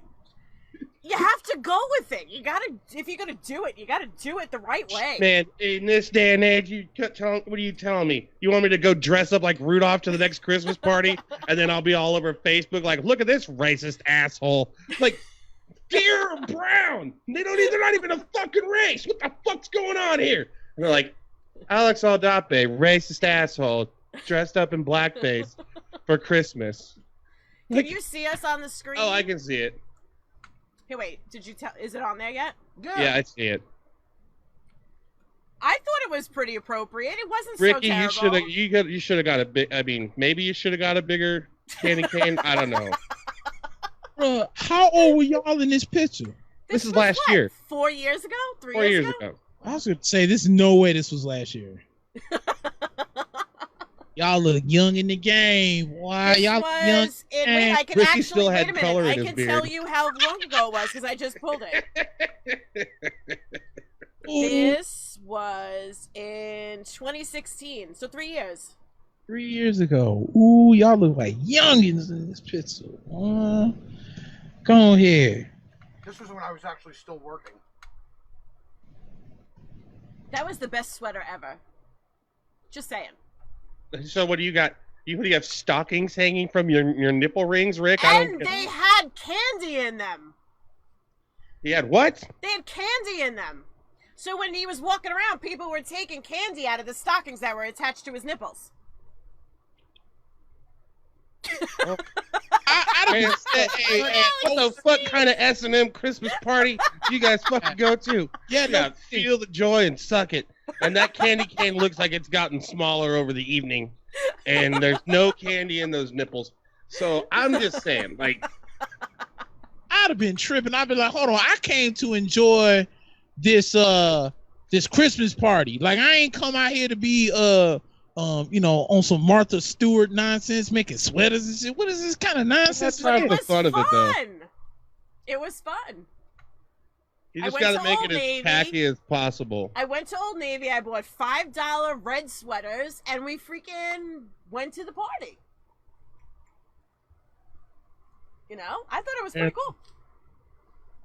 Yeah, but I know I'm gonna need a ugly Christmas sweater because Do you want me to make you one? nah, I think I'm just gonna go ahead and just cop one. I know Alex has Yeah, one. I got one. I just went and bought one. It's a Raiders Christmas sweater, and then Well, it's got a it little was gonna be switch. ugly anyway. Okay, hold on. It's got a little switch, and it lights up. Yeah, this is what I'll say. If you can make me like a Rangers or a Bucks ugly Christmas sweater, Melissa, I'll be more than happy to do it. If you can't, I'll I just have them. Go to Amazon and find But NFL ugly Christmas sweater, and they are hideous. nah, but see, you gotta understand, I'm a big homie. So at the end of the I day, am too. no, wait a minute. Okay, what size shirt? What size sweater do you wear? I wear 2X. Yeah, no, I'm much bigger than you are. So Well, they make bigger shirts. what I'm saying is, I would rather put my money in Melissa's pocket than put it in Jeff Bezos' pocket like he freaking needs it. I would not make you pay me for it. I would just creatively create you the bestest Christmas sweater ever. But you have to wear it. Like, you can't get it and change it once I send it to you. Like, you have to wear it as is because it would be an original Melissa creation. Look at his face. Look at Chris Risk is being all fucking dirty and stuff. He's like, should put mistletoe over the camel toe. I'm like, come on, man. This is the birth of our savior. Y'all are making it cheap. I'm an atheist and I'm offended. Like, I don't believe in this shit. And I'm still like, come on, man. That's like Jesus and stuff. Like, come on. He's rolling over in his tomb. I'm on the fence if I should accept this offer. Do you trust me? I do. I would have said no. Hold on. Mr. Ripka. Because I've signed on to wear this thing. You need to change clothes and come and sit down with us for a few minutes for National Podcast Day. Yeah. Come on, do it. Peer pressure. He was talking to his wife in dirty clothes. All right, Melissa, let's do it. That last thing he said there was supposed to be a text message. Too late. Whoops. Oh well. So I went to the store last night, and I am very addicted to ranch sunflower seeds. See, my wife's been addicted to the God, no, I just read the fucking comment, and I was gonna say camel toe seeds. Yes, you were. The Yes. camel toe seeds. No, No, she's really addicted to like the dill pickle ones. I like the sweet and salty ones. Those are my favorite. And you know what, though? Like, throughout entire baseball season, I didn't really have a craving for sunflower seeds. Now, all of a sudden, I have a craving for them. Well, I didn't have a craving for sunflower seeds because I didn't go to a game. We only went to one. You only went to one. Well, yes, that's right. I only went to one. Usually, that's rare for me. I only went to one game. Went to opening day, then I went to the game with Nick, and then the game with the free tickets. Yes. Which was awesome. I really wish I'd have gone to one on Saturday in Kansas City, but... Chris says he'll wear his Dumbo pants. You could wear whatever you want, sweetie. You're more than welcome to jump in on National Podcast Day. That's right. I don't even know if Lynn is still live. I'd have Lynn come on for a few minutes. Because Lynn has been a very big part of where we've gotten to today. Of course. Who's this? Lynn Brunet from Mile High Radio. Oh. Hey. Because, you know, not for anything. Like, December, her and Chris found us. Yes. And they got us on Mile High Radio, which then was just a 2-hour spot every weekend. And now we have legitimately 5 hours worth of content on Mile High. Absolutely. And she's also helped to push us to iHeartRadio and Spotify and everything else. So she's been a very, very big contributor to the whole thing. Absolutely.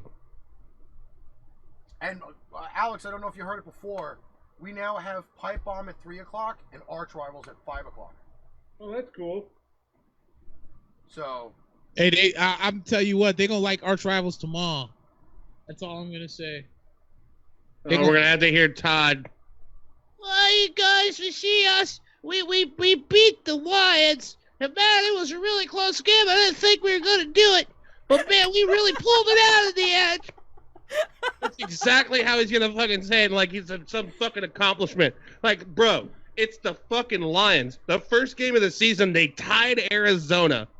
Who hasn't won a game since? Who hasn't won a game since? So, Todd, I'm just, I'm just gonna tell you, Patrick Mahomes is the best. But we haven't been talking football the whole time. But Todd, also, I'm representing Pipebomb and Pipebomb Metallic, which kind of gets left out of all of this. And for what it's worth, I'm representing the Bear Cave and the Mac and Black podcast, bro. So trust me. So we're representing very different. I'm representing myself. Yeah.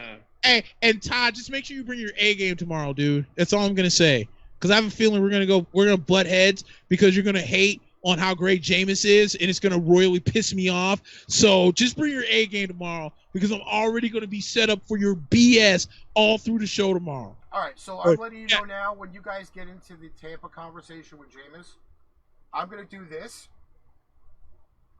and not listen to anything of it because No. You will not do that because you're the same SOB that had the audacity to talk about he's the turd burglar. He is the turd burglar. He's a turd burglar. Now sit your ass right there and listen to it too because you can take some notes as well. Get your goof ass up out of here. You're not on that. You are not listening. Hey, calm your blood pressure, Nick. Save it for tomorrow. Hating on my boy too, and you gonna sit there and listen to it too.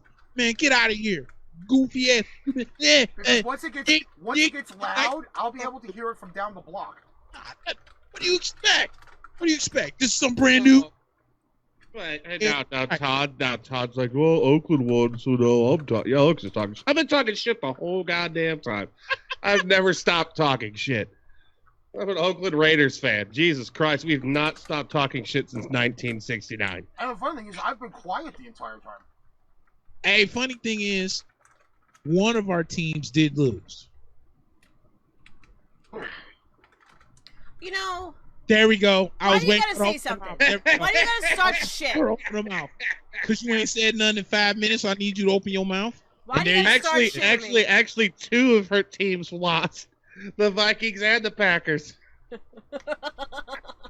Wait a minute, you like Minnesota too? No, because she likes their purple uniforms. Listen, I was gonna say. I told you, I like different teams for different reasons, but I choose them for different reasons.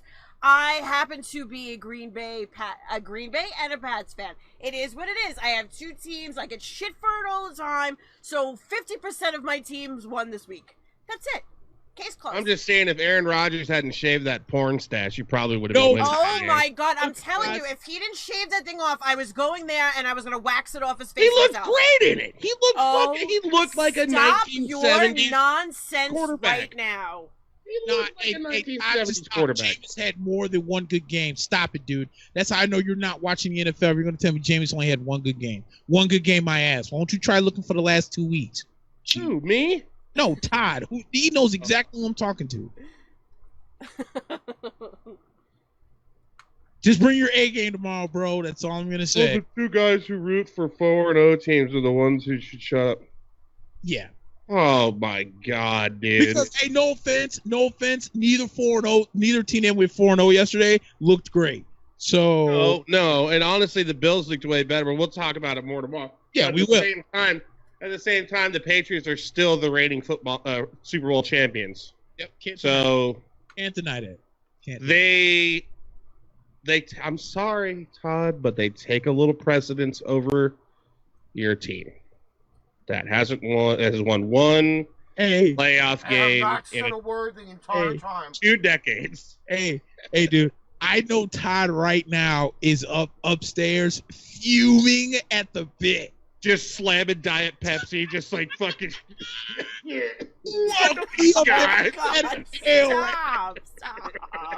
Oh, he up there mad as hell. I can just tell by these comments. Fucking getting aspartame cancer upstairs and shit. He's like, man, that motherfucker, I'm gonna fix him tomorrow. Tomorrow, he's gonna come and get lit up, bro. Fucking fuming.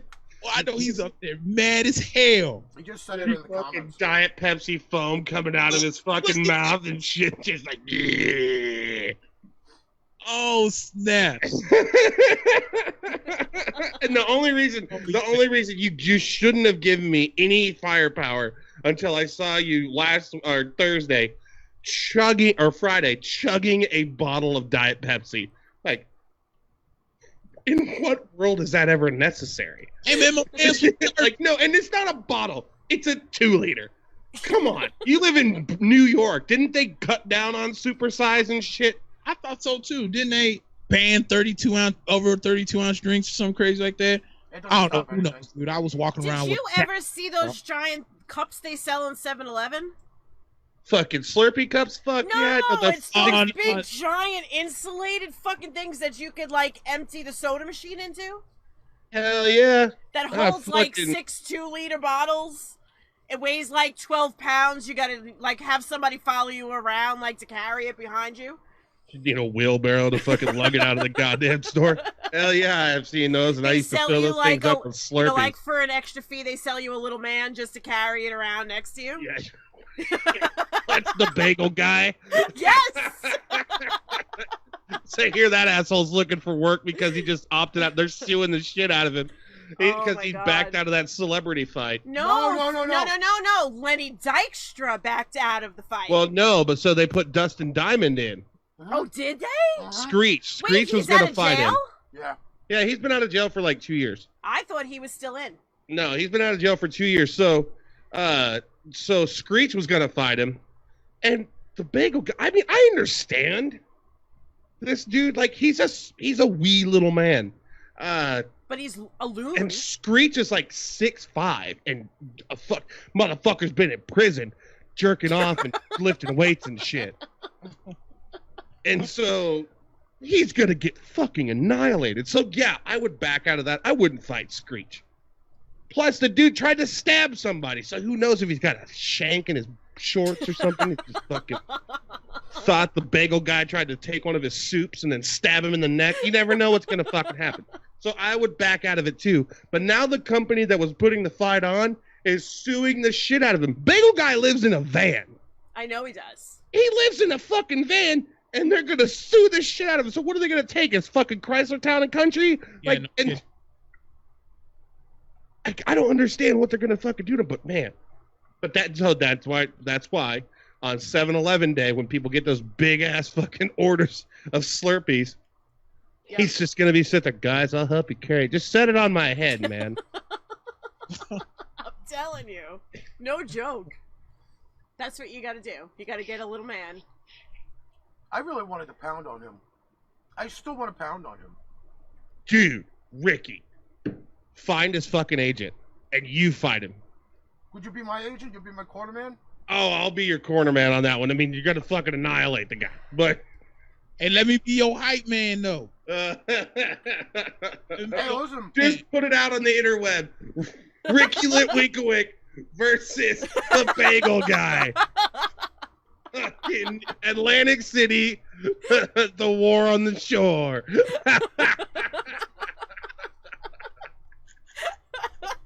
I got like the perfect promotion team right here.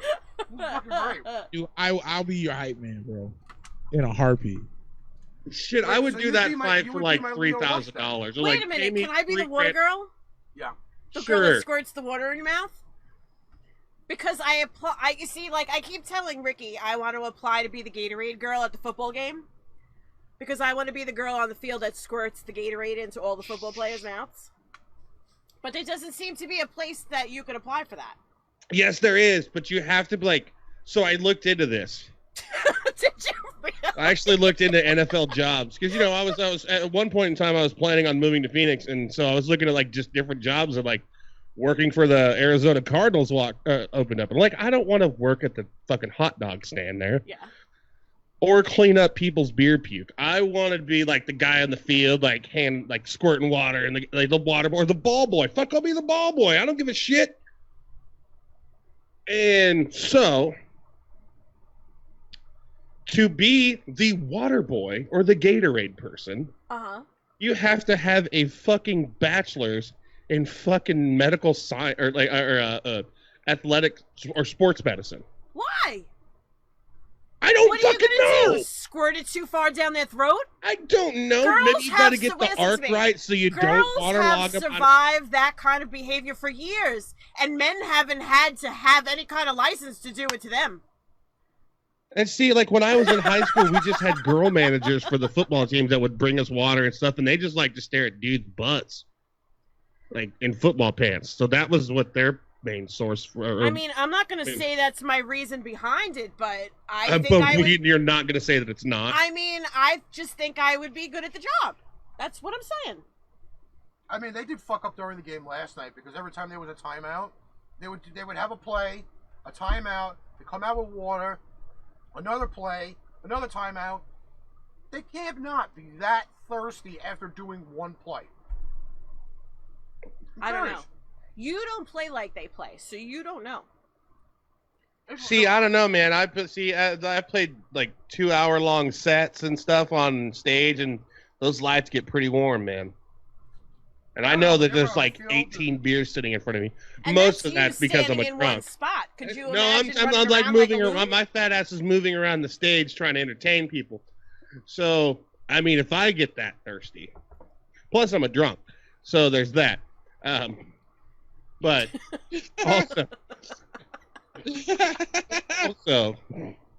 it gets really warm, and so I can imagine all those lights, and you got all those pads on, and you're like actually running and doing physical labor. You'd probably get pretty thirsty. I just know that I could be good at the job. That's all I know. And half the time they don't want to overhydrate themselves or waterlog themselves, so you just squirt the water in their mouth, and then they spit it right out. So, I don't even want to know what the score of that game is right now. It's a 24-3 Pittsburgh. They finally pulled it out. They finally made it like. I mean, it's not really interesting, but they kind of separated themselves from Cincinnati. See, listen, I would rather be doing a show than watching Monday Night Football at some points. I'd rather be going to the dentist than watching that game. Like, I was sitting there watching, like, well, I got Arch Rivals tomorrow, I better watch this game. And I was like sitting there like, And then the two other guys that I'm on Arch Rivals with are doing a fucking podcast. I was like, you fucking pricks. We're supposed to watch this goddamn game, and you guys are on here gallivanting around on the fucking internet, and I'm sitting here stuck watching. Hey, let me tell you what. More facts. When I tell you this was ass last minute, harassment it's gonna be, because these plans did not really kick off till literally 3 o'clock today. Yeah. Literally. Hey, assholes, we are in a Facebook Messenger group when these plans were going along. You can be like, hey, guys, it's National Podcast Day. You guys want to go on the air? Oh, yeah, that's true. Well, you know what it was? Sure. Because Oh, me and Ricky true. talked about it yesterday, and we were like, should we do something? Should we not do something? I don't know. Let's see what happens tomorrow. And then Nick put up his thing, and I was like, shit, we were thinking about doing something. And he was like, we should do it together. And then I messaged Ricky, and I was like, we should do this. And he Fuck was Alex like, to watch that boring-ass game and tell us all about it tomorrow. Take the Listen, L for the squad. I mean, somebody's Out got to for be the the squad. chosen one. Todd, guess what? I hope you're watching that fucking game right now. You know what? I'll watch the 5-minute fucking replay on YouTube. Is that Yeah, as long as I right. need to No, watch so it on here's stats? here's the one decent play that the Bengals had. Oh, and here's the other ones that all the other good ones that the Steelers had. Good deal. Game over. That's exactly the way to do it. Well, like Patrick said before, oh, there was a game on. Okay, so next topic. Next topic. seriously. I think that's the way it's going to end up happening. So, I mean, I do have a few topics that we can talk about.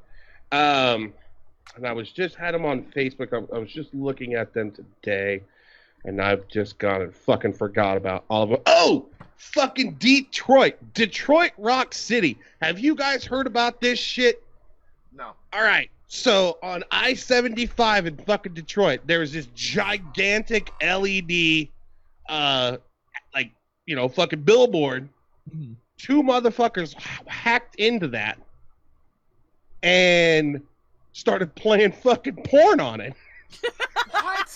Yeah, like fucking hardcore porn. There's fucking like balls slapping against ass over the fucking interstate, dude. The most Wow. beautiful, and not all heroes wear capes, my friends. I'm just saying, because that is. Oh, they arrested him already. But like they had him on camera and everything, and the cops were just trying to but the cops couldn't get the thing turned off. They didn't know how to. Did it cause like a big traffic jam and shit? Oh, people were stopping. People were calling the cops. They said fucking the Detroit Metro was being bombarded by fucking old ladies, just like they're having the sex on the interstate right now. Just think of that. A 50-foot tall asshole just over the fucking interstate, just fucking brown. And then there would be me and Ricky on the side of the road, live from the Detroit billboard. Oh god, it was like like I saw this and like I had to check it, like I tried to check it everywhere just to make sure like this can't be fake. Please don't let this be fake. Like Snopes And all it is ones. yeah, I checked Snopes, I checked everything, and it is fucking true because even my local Kansas news station was like, yeah, porn was played over That's over great. I-75 in Detroit today, I could up the only Auburn imagine Hills that and University Drive That is exits. great. That would have been Oh, some yeah. great fucking commentary. You get a live audience going. Live on I-95, we've got porn. Let's see. Well, he really should be doing that at a 37-degree angle as he's bending her over. Oh, dude, I mean, The I color just gotta, analysis would also- I just want to be in the room listening to those 911 calls. I wonder if they have any of them. But captured. kids they had a bunch. Like, they just had a bunch of people calling in. Like, they said they were, like, flowing with fucking 911 calls from, like moms and old ladies. And just, like, they're like, not a lot of men called in on this because they didn't care. They're like, fucking porno on the interstate. That, like, but seriously, do you think you got porno on the fucking interstate? That's a huge distraction. Because I'm sorry, I don't care who you are. If there's fucking porn playing, I'm not paying attention to where I'm going in my car. Imagine the excitement though if you get a guy who's in the lube sales, and this is happening. He's walking around selling fucking lube to people on the fucking highway so he can wax the carrot. Yeah, you know, that's a good point. There were a lot of guys on I-75 driving stick that were driving automatics as well. Oh my god, I'm over here in tears listening to this stuff. Oh my god. Rubbing one out on the way to work. Whoa, look at that. That's freaking awesome. Oh yeah, and I really think they should. I really think there should be like a funny, like a comedy crime like loophole. Like, okay, you guys did some breaking and entering. That shit was pretty fucking funny. Boy, were our faces red. We'll let you give the pass on this. You got to do like 100 hours of community service. Don't do it again. Hey, we'll ask for leniency. Trust me. We'll just give you. Oh my god. I mean, like, who thinks about that shit though? Like, that is like. And let's not just talk about how Michigan just legalized recreational marijuana. So 2 fucking stoners are just sitting there like, man, you know what? Like, what if we broke into that billboard and put porno on it, dude? Can you do that? Yeah! Oh, should totally do that. Oh, imagine their excitement. Dude, those guys are fucking hero of the week, in my opinion. I mean, like I said, not all heroes wear capes. That is fucking amazing. How do we know they weren't wearing capes, though? No, but they weren't wearing capes. They were wearing, like, hazmat suits. They got pictures of them. They're wearing these, like, they have, like, fucking, like, dust masks and, like white hood Tyvek suits on with hoods and shit so that no one could tell who they are. But apparently they figured out who it was, like, instantly. God, that was like, I almost got in an accident when I read that. I was like, I didn't even see the porn. Like, I was driving and like I just got a big pop up on my news feed and like somebody's just playing porn over I-75 right now in Detroit. I'm like, why can't they have that shit here? Because I live in Kansas and there's no billboards. It's just fields. They just tie a garage sale sign to the side of a tree and hope you can find the place. Yard sale, ladies and gentlemen, this way. Oh my god, dude. In other news, Tekashi 6ix9ine has come out and said that rappers are hating on him, or that are hating on him for snitching, are jealous.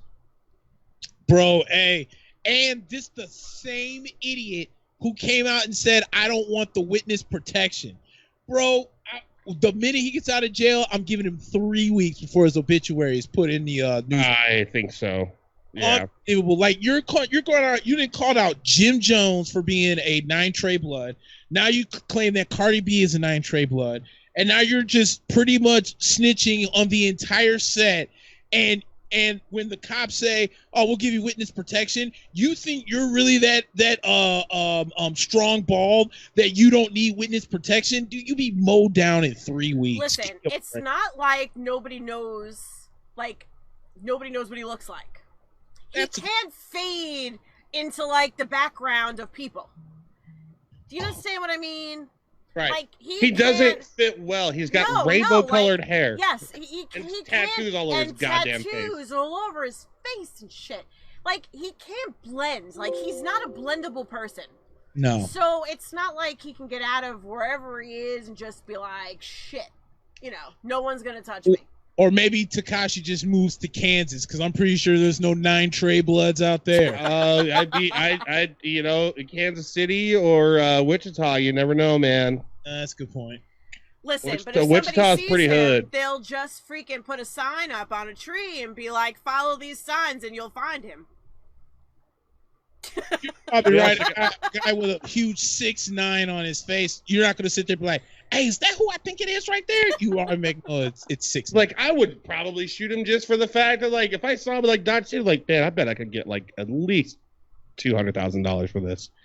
Why not? Just one shot, and no one will be able to trace it back to me. Fuck yeah! I'd be like, fuck you, dude. Bam. Hey, Mr. 9 Trey Bloods. Just just take a picture of it, and then just set up the meeting and be like, "Here's proof that he's dead," and just go ahead and turn on the 6 o'clock news. Yeah, no shit, dude. Yeah, dude. I don't know. And I guess you would have to admit your guilt. Like, hey, I'm the one that did that. Where's my money? Because I don't know any of them. I don't know how to get a hold of the people that want him dead. So it wouldn't work. Yeah. Yeah, dude. I don't know, dude. Yeah. Every word that Tekashi opens his mouth about is pretty much a death sentence. But of course, all the other rappers are going to hate on him because there's this no snitch policy in the rap game. But I mean, in fairness to Tekashi, I mean, even though he did kind of mess up, I mean, if you either going to serve the rest of your life in jail off of RICO charges, or you're going to snitch and go see your daughter, I think even the most hardcore rappers is not spending life in jail, in butt raping jail, to not see their kids. No offense. So I'm kind of with Tekashi in the sense of I'm pretty sure other rappers would have snitched if you're given if you're getting thrown in the face of a life sentence. That's hands down. That's just like dude, the rappers nowadays are so like they're kind of funny to me.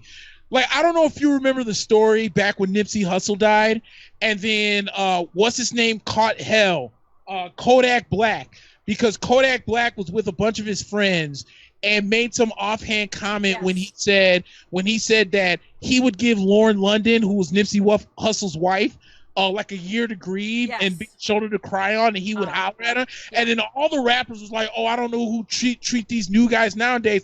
You can kiss my ass. Because if you honestly think that you haven't sat around and fantasized about banging another woman's man or another man's woman, you are a goddamn lie.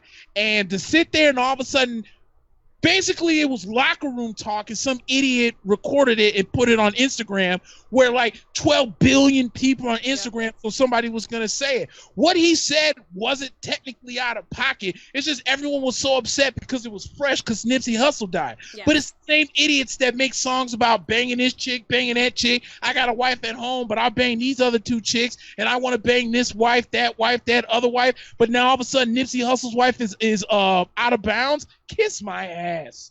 That's nonsense. No, I get where you're coming from on that. I mean, even like shit. I mean, even like during the like you look back at like the Tupac Biggie Smalls beef, like you know, like Tupac went out and said, "I fuck your bitch," like started a song with that. I mean, about talking about Faith Evans and shit. So like, I mean, it's the music world. Musicians are gonna say some weird ass shit, but I don't know, man. The whole I could see fucking snitching. Like I don't know. I can't because I was always raised you don't do that. But at the same time, the guy wants to be around his kids and whatnot. But man, you're not going to be around them for very fucking long. You should have taken the witness protection and take your daughter into witness protection. That's what I mean. Take them and go. Because in all fairness, if they're not going to go after you, they're going to go after your family. Yep. To get to you. So if you don't take some kind of deal and take them with you, then I think you're a jerk off. Yeah, you're talking about fucking gangs, man. They're just they're just as organized as the mob. Oh, yeah. True. Just because they come from from the inner city, that doesn't mean they're any less sophisticated than the mob is. That's true. And so they got long arms. And so I just think man. I 100% agree with you, man. I don't know. But you gotta if you can't take your whole family with you, then you need to take that time. That's the thing. Like I don't understand how he didn't take the time. Or I mean I can understand not taking the time because no one wants to go to prison for the rest of their life. But at the same time, you're not taking any witness protection, not even for your family. Right.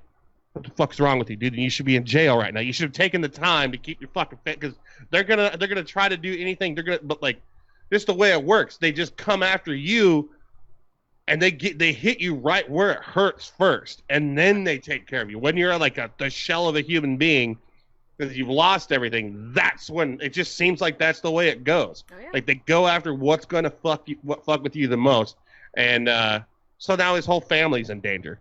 Yeah. Way to go, dude. Right. Genius.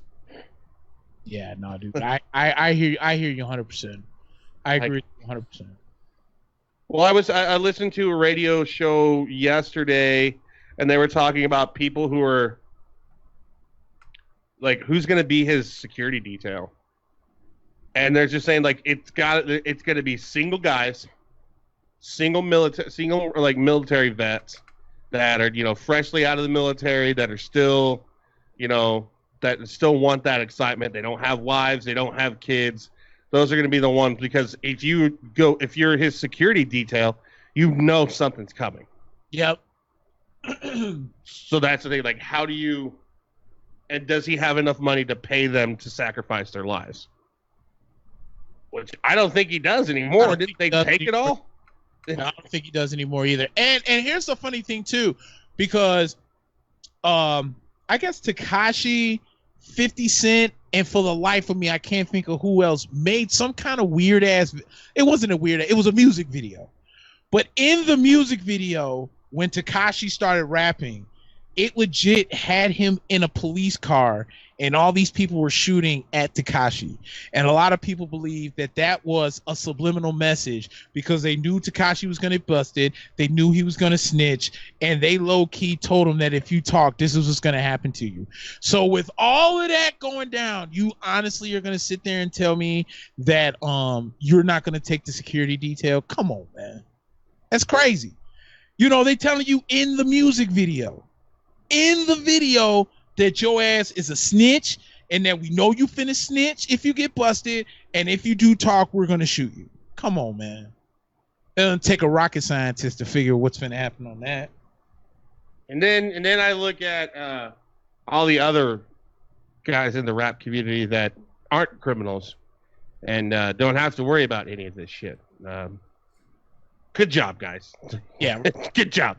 Your families can sleep tonight, because they don't have to sleep with one eye open. That's good on you. Or just anybody in the music community. It's not just the rap community. There's some fucking crazy motherfuckers everywhere. But shit. But I have been getting in touch with my country roots as of late, though. Oh, jeez. Hell right, dude. I told you, I'm not your average black guy, dude. And by the way, before you even try and comment on that comment, Darius Rucker, a.k.a. Hootie, is not country. I don't care. Thank you. Say Hootie is not country. Listen, Hootie is not country. But he's not country, but he made a fucking lot of money doing country music. Well, in the last few years, he has made a lot of money making country music. Now he's going back on tour, though, with Hootie and the Blowfish. Yeah, exactly, because he's going back to his roots. Because they found out that New Kids on the Block is still making money touring, so they're like, oh, maybe there's still some Hootie fans out there, and so then like, ooh baby, don't sing anything that'll get us banned. Hey, Ricky knows that song, because when I was out there doing a pipe bomb, he was low-key singing 90s boy band songs, so he knows it.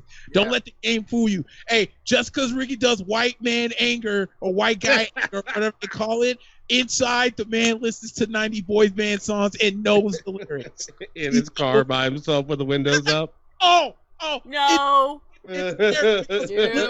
On blast. Melissa put him on blast that he was listening to it, and he wouldn't deny it. So the whole time I'm sitting there singing in sync, and I could tell in his face that he wanted to sing it, but he was saving his face to not be embarrassed. And I was like, "You land, go ahead, let the people in the pop bomb know that you're actually nothing wrong with that." He's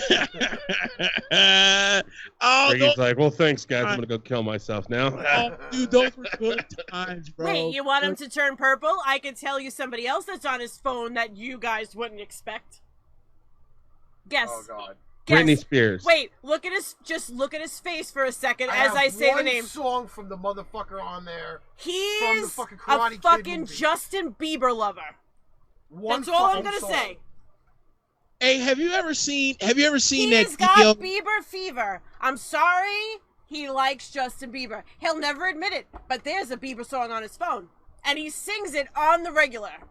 Hey, wait a minute. Aren't you the same guy that's always saying you want to beat the absolute brakes off of Justin Bieber if you're listening to his song? While he sings his song to him. Ricky wants to beat him to a pulp, bloody pulp for liking that song. He's like, "Fuck you, asshole! You made me like that goddamn song."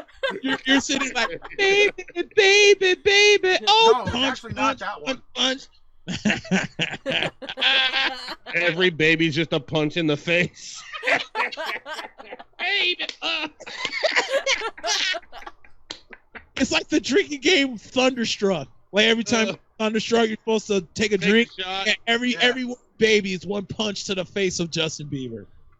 Oh, that's great. Well, we're running the music gambit here. It was announced over the weekend that Metallica had to cancel their entire Australian tour. Yes. Yeah. Because Mr. James Hetfield had to go back into rehab again for alcoholism. Who would they say was taking his spot? Oh my God. The one from American Idol. What the hell is his name? I don't watch American Idol. So Somebody from American Idol took James Hetfield's spot in Metallica. Oh my God, well, the one with the blue eyes. Let me think of his name. Oh, the one with the blue eyes. Shut up. Oh, while you think of that, have you guys been watching Dancing with the Stars like you were supposed to? Yes. No. That was not my job. Because I'm not 60 years old. Fair enough. That was and not I my still job like to find myself. out how, Adam Lambert is taking his spot. oh my In God. Metallica? Yes. Isn't Adam Lambert also took He's in Queen. in Yes. Queen? Well, Adam Lambert is taking his spot. Nope, I'm not listening to it. Nope, I'll wait till James gets healthy. No way. All right, I'm going to go grab a beer and I'm going to fact check this. Hold on. This can't be right. You have your pants on. Because, you Yeah. know, he needs to have his pants on. Oh. No, I heard about it over the weekend while we were at Sean's house. And I'm sitting there and I'm like, damn, you know, that's really got to suck. Like, I understand it. You know, the drinking was an issue with him. And this is not the first time. I think it's like the third time that he's had to go into rehab. But I'm like, damn, you know, like, everybody's going to expect to hear Hetfield's voice. And now they hear this fruit. And I'm like, how do you... He can't come close. He obviously cannot come close. I mean, it was just as worse when Axl Rose joined AC/DC. That was even more horrible. I one day listened to a song called "Whole Lotta Rosie" by the original singer of AC/DC. Yeah. And I can't go back to what the new one is. What, Brian Johnson, whatever his name is. Yeah. Yeah, dude, I can't listen to him the same like I can the original guy. The original guy killed it. Freaking Agnes Young, I swear, is my absolute spirit animal. I love the way he plays the guitar. Dude, the man's a freaking beast. But the original lead singer of AC/DC craps all over Brian Johnson. Yeah, but you know what, though? It's two different... For them, it's like two different styles, though. That's true. It is two different styles. And I've listened to AC/DC... album side next to album, and to me, like, AC/DC in a whole, no matter who's singing, it is just a fucking adrenaline rush at some points. That's the way I look at it. But this whole Adam Lambert thing, yeah, I'm not cool with that. No, me either. I mean, you probably could have got Sully from Godsmack to at least do some of the Hetfield spots. Okay, so the only thing I can find is in Madhouse Magazine, which is a satire. It's like the Hard Times. Go ahead. And it's not like that's the only. I mean, it's an article about him. They're like, but they're like, so he announced he's going to rehab, and they said the tour's back on, and Adam Lambert replacing James Hetfield as singer. And then it says the tour was originally canceled so Hetfield could return to rehab. Ulrich was not happy about this and frantically searched for singers. He said Axl Rose was busy with the Guns N' Roses tour, so he tried every other singer around: Gaga, Streisand, Manilow, Snoop Dogg. This is a fucking joke. This is not true. RuPaul suggested to Lars that he should reach out to Adam Lambert. So yeah, this is not happening. Where did we read that? It was on the news Saturday when we were sitting there watching Sean's house. Adam Lambert. Okay, the only thing I can find is Madhouse, which is like the Hard Time. It's a satire. All right, so maybe it's not true. But it was in the national news that Hetfield was going to rehab. Yeah, but he definitely is in rehab. Yeah. We know that for a fact. But, yeah, I mean, if Adam Lambert is taking over that spot, man, there'll be a lot of depressed Metallica fans showing up at that show. Now, there is a campaign that is on Facebook that people are trying to get Adam Lambert in. Yeah. Yes. Okay, so 96.7 The Eagles, the best fake rock news ever. Adam Lambert joins Metallica. So he is not. So thank God. I had nothing wrong. I have no problems with Adam Lambert whatsoever. But not in Metallica, bro. Not in Metallica, dude. While you were draining the vein. Like, you could have got Sully from Godsmack to go do that spot. Or somebody that's already in the rock metal genre to take that spot, but not Adam Lambert. No. That's just obscene. Sorry. Although it would be very like melodic. Like, he's a good singer. I mean, he's a really good singer. So I'm not knocking him on that. He did cover Enter Sandman, which is probably off one of the worst Metallica albums. What? Whoa! You didn't like the Black Album? No, never mind. That's off the Black Album. I thought it was off Reload or Load. No, that was off the Black Album. It's off the Black Album, so that never mind. That's one of the last good ones. Rusty, is that a compliment or is that like a weird like adjustment thing there? Step by step, I still got New Kids on the Block stuck in my head. Damn it! This just in: James Hetfield is not going to rehab. He's replacing Donnie Wahlberg in New Kids on the Block.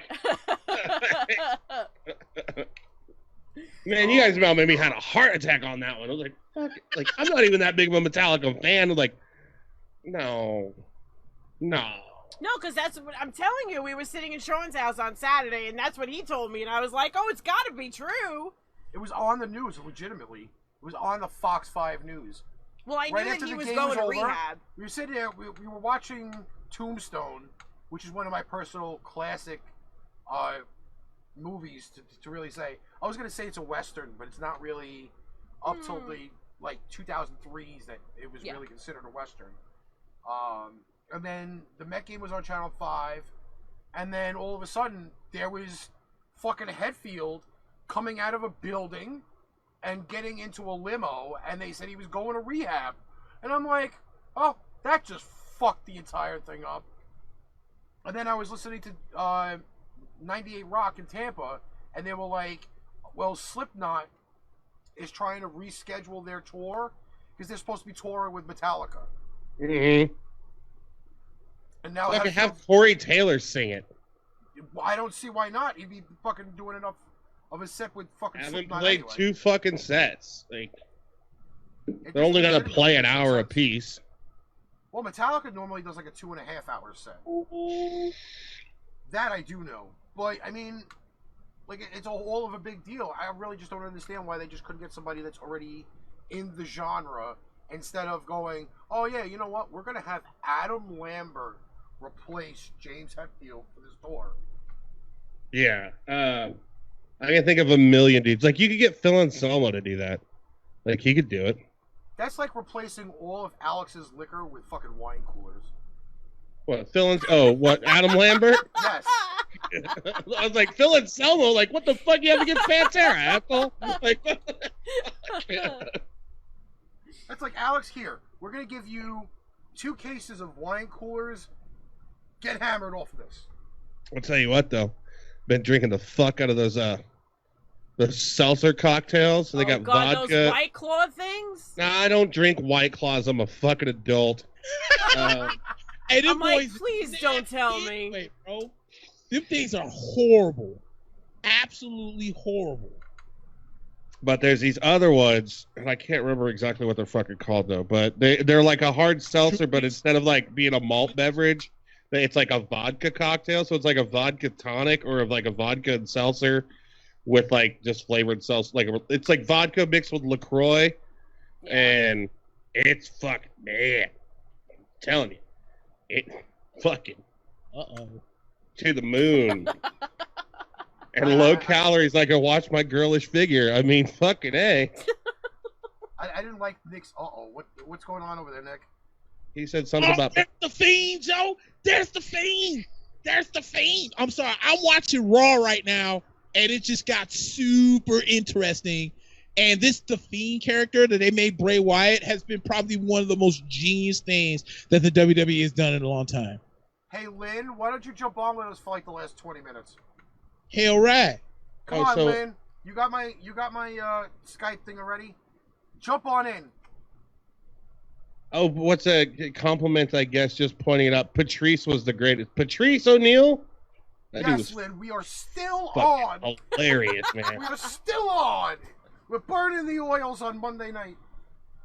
I mean, it's only 10 o'clock here. Shit, that's early. I got off at 1 o'clock today, though. It was fucking, they made me work, but they gave me, like, the route where I have to drive, like, 30 minutes away from Dodge and then cover, like, 2 little small towns, and it was fucking amazing, dude. Get home at 1 o'clock. I didn't know what to fucking do with myself. Like, I just got paid for this shit. Oh, baby. I wanna get. No, you know what I did? I did watch. I don't know if you guys are. It's really weird. But my buddy turned me on to this guy. His name's Sturgill Simpson. He's kind of like one of those mainstream country guys, country singer. But he also does like a lot of like weird, crazy, like psychedelic type country. It's crazy. It's a weird combination. It's like psychedelic / country. But he released an anime on Netflix for his new album Sound and Fury, and I watched that today. It's like 41 minutes long. Fucking fantastic. Great soundtrack. It's fantastic. It's a great fucking movie. I recommend it for everybody. We have another podcaster in our chat right now. Jordan Radloff is in the chat.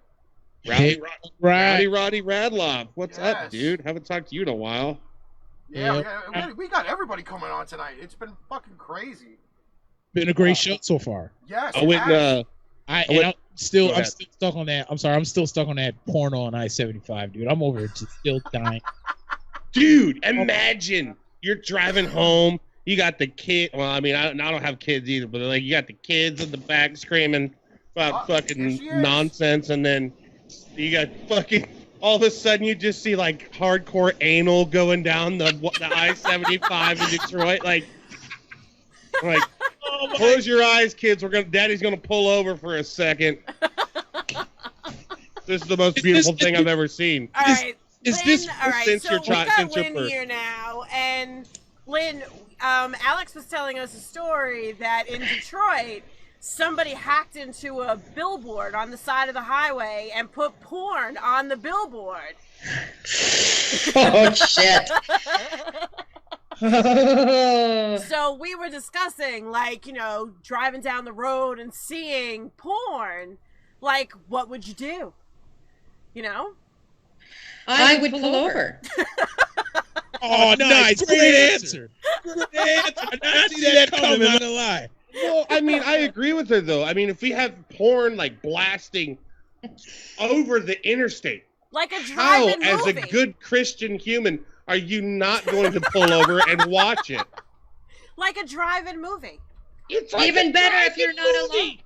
I mean, even better if you're not alone, right? Like, Well, I mean, if the kids are in the car, it's a little weird, but still, I mean, hey, kids, we're gonna put a DVD. Play with your iPad for a second. well, we've all had to be discreet at some point. I think the funniest part of this whole conversation is like when you go talk to the cops, like the comedy loophole though. That's hilarious if that actually existed. Be like, look, we're just gonna file this under the hilarious crime situation. So we're just gonna do probably $100 community service, and we're just gonna forget about this. All right. I want to know who the first tattletale was, though. No, Like, they caught him on camera. Like, who was the first person to call in and say, "My They God, said it there's was an elderly porn on lady. the interstate"? They said it was an elderly woman, and she's just like, I don't know if you guys need to get to the University Drive and Auburn Hills exits. They're blasting sex movies on the billboard. I thought you needed to know.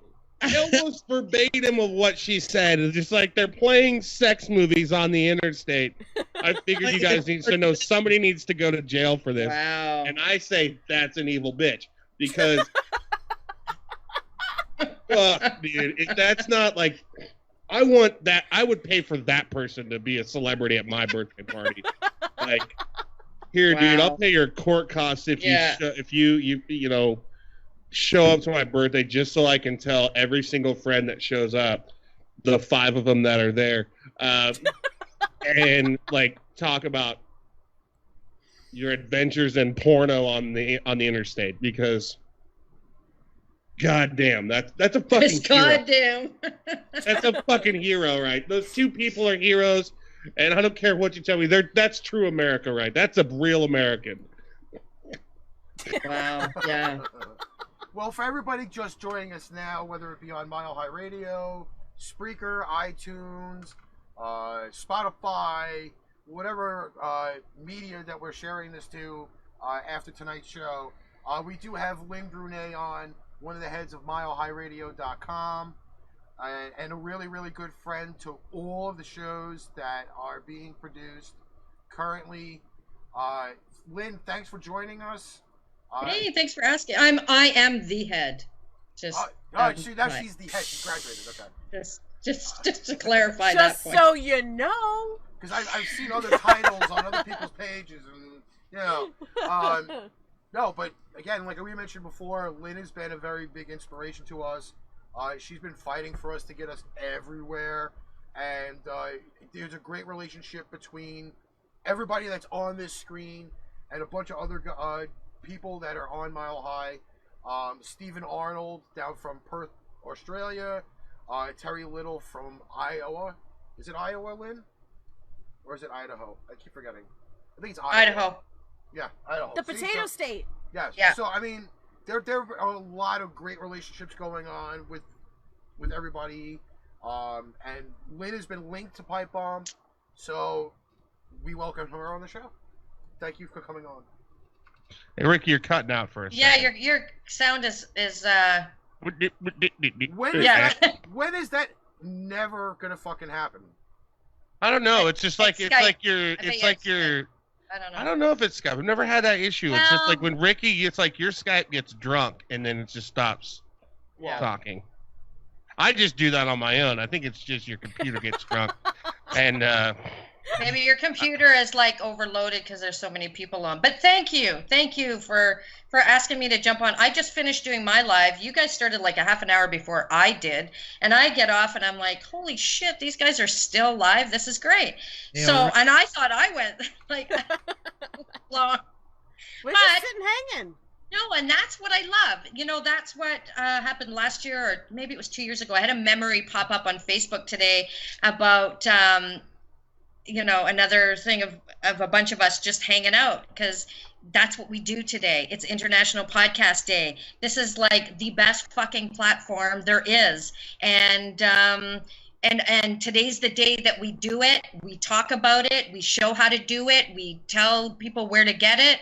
And I mean, I do that every freaking day, but you know, I encourage the people that, and you still haven't fixed your hashtag there, Ricky. I see that in your original post. You'll do that afterwards, right? So that Yes. people can find you, because discoverability is very important for Well, podcasts. believe it or not, there were people popping on from groups that normally don't pop on, and they were Yeah. all liking the show and then Yeah. liking the page Good. afterwards. And Yeah, I mean, and that's it's what great. we do, right?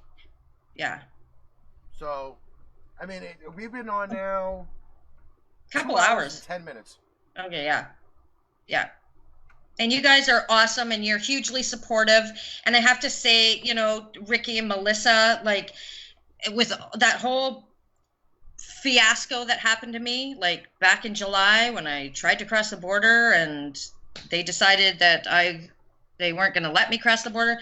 You guys have been so supportive, like, you know, messaging and as did a bunch of other people. So I'm so glad that when I was there in February, that Bobby and I got to have lunch with you guys and meet you guys. That was awesome. And it's going to happen again. And it's going to be a long, long Absolutely. We're going to get you relationship. here.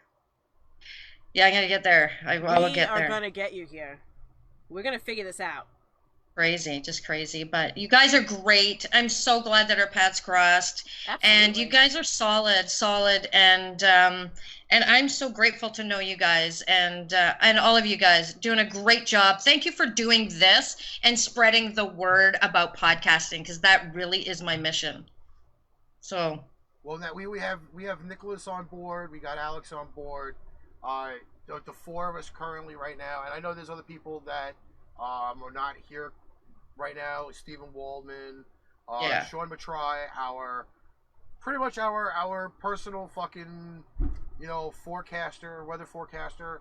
Karasu's obviously not here, but he's growing, and we're just gonna literally just like kick the shit out of this. Yeah, we really are. Absolutely. And it's people, that are like you guys, like that you're dedicated and you uphold standards, and podcasting isn't for everybody.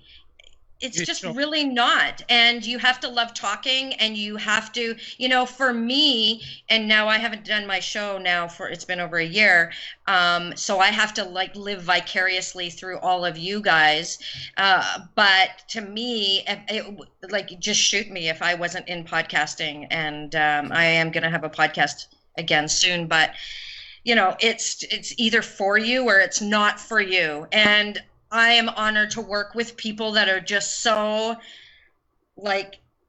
they're just so dedicated to it. And I can tell that when I start working with certain people. I can tell that because they ask questions and they're up late and they're just driven and they're tenacious and they want to learn the shit. And so I love working with people like that. And well, we definitely got the up late thing down. Yeah. Because I don't think any of us sleep.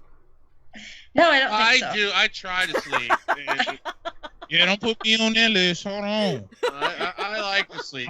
I'm getting old, man. You know what I'm it's saying? not like I really try to do anything, really. I just drink beer and then in front of a microphone, and whatever comes out, it's gonna come out. And it works. You know what? Everybody has their style. Sometimes it works. The other times it's Well, yeah. Yeah, sometimes it doesn't work. Sometimes it doesn't. About 75% of the time I'm on point, but that's why I'm up late. And we work together as a crew because our phones are legitimately going off nonstop until times where Alex passes out or Nick is like, "Fuck this, I gotta beat Gears 5." It's only on Saturdays, so come on now. It's not like it doesn't happen on a Monday night, but on a Saturday night, there might be whiskey involved or who knows. Whiskey. What whiskey? Crown? You drinking the Crown Reezy? Listen. I'm an American, and I don't drink that Canadian swill. So, what I will drink, I drink bourbon like an adult. So goofy and just drink bourbon So you drinking that Jim Beam? No, I drink Weller's like an adult. It's $25 for a decent bottle, and it's one step away. It's 12 years away from Pappy Van Winkle. Yeah, I'm gonna stick with the Canadian Crown Royal. How about that? Well, very good. That's right. That's right. That's we do. Crown Royal on the rocks, no cut. We don't cut premium liquor over the age of 21. Are you cutting that Waller's? You putting a little Coke in there? Oh, I drink a choke. Yeah, go ahead with the lie. I feel like you finna lie. I drink whiskey with ice cubes in a glass. Okay, that's pour the whiskey in the glass. I mean, I know how to drink it. The rocks. I don't. I mean, if I'm gonna mix it, then I'll drink like Jim Beam or like Evan Williams and Coke. But Evan Williams is better than Jim Beam, and it's cheaper. So yeah, I'll drink Evan Williams mix, but I'm not gonna drink like Weller's with soda. What are you kidding me? I don't worship Satan. Bro. Bro, Evan Williams is not better than Jim Beam. We'll fight that. Oh, hell no. No. Like you just said, Evan Williams when you're broke. No, it's not when I'm broke. It's just when I want to mix it. I'd rather buy Evan Williams. He's just gonna mix it anyways. We have a birthday boy in the room. Who's that? Mr. Jeremy DA. D.A. Yeah, it's DA's birthday. Show Today is me. D.A.'s birthday. So happy birthday, D.A. Happy birthday, sugar. He's not Birthday's the used to seeing same us day on as my Happy mom. birthday. Yes, So not used to seeing us on Monday. I didn't get to hang out with my mom on her birthday because she's like 72 today. So she went to another town and went out with her friends for lunch, and that just took a lot out of her. But when you're 72, I mean, I guess, driving 50 miles, it's a big deal. Yeah, I would think so. It's a fun little Monday.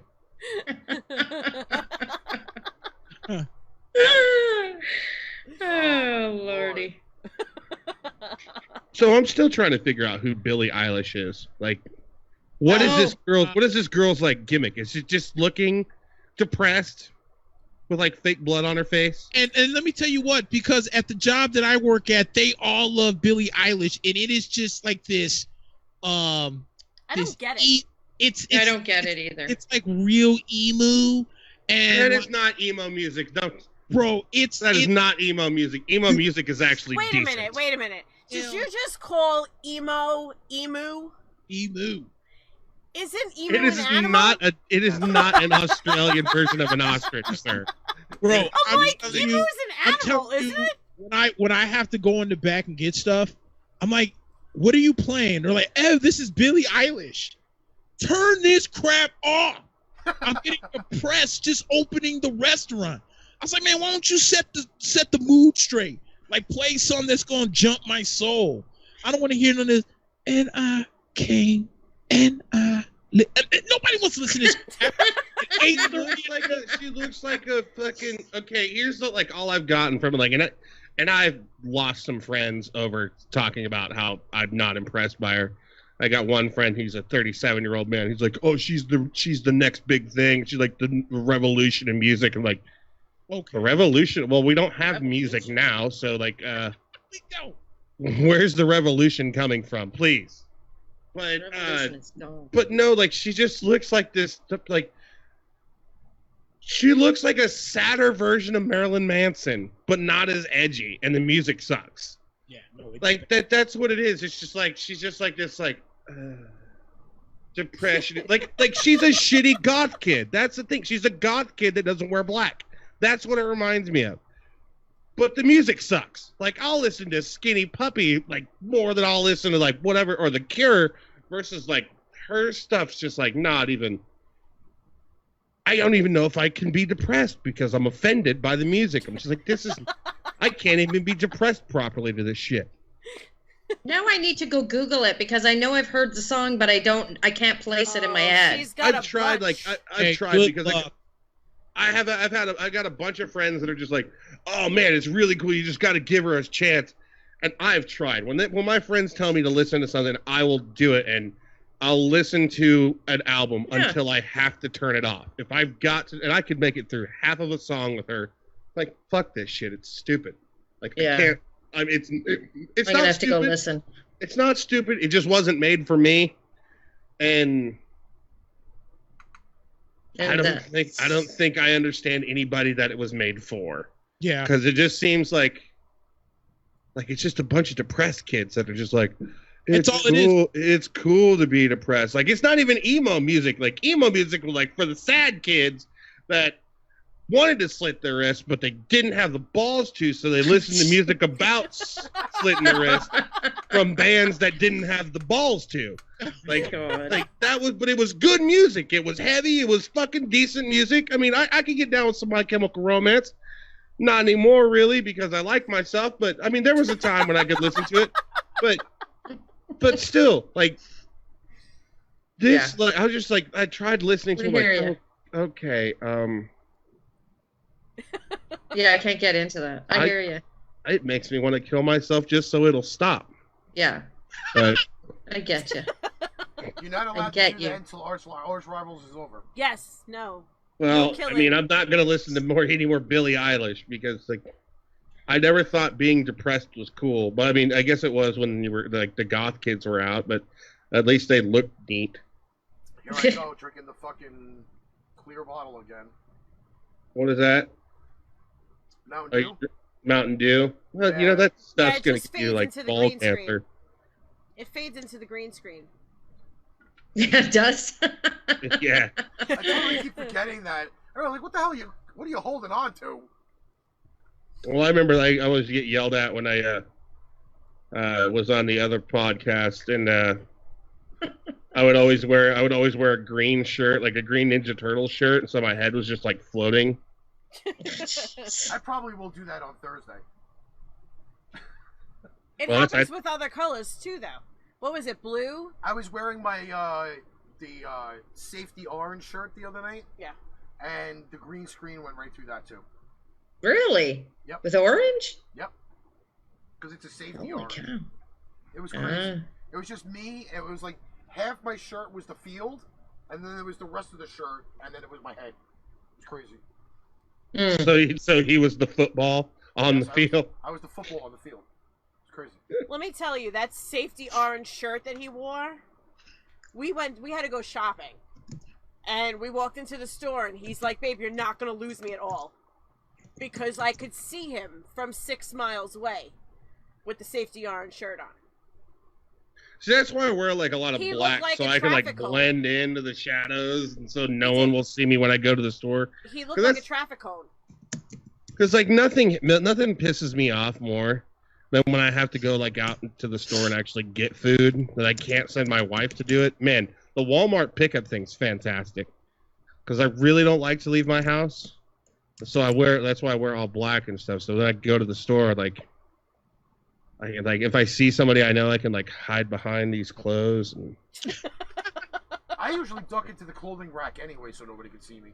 it was a lot cooler when they had black VHS tapes and stuff, so it was like a lot easier, and you can just like, bam, I just blend in. But Now it's all blue. now it's all Blu-ray, and they don't even have like shooting games at Walmart anymore, and it's Oh, they really don't, do they? no, they got rid of them because that's gonna solve the problem. That solves all the Totally. problems.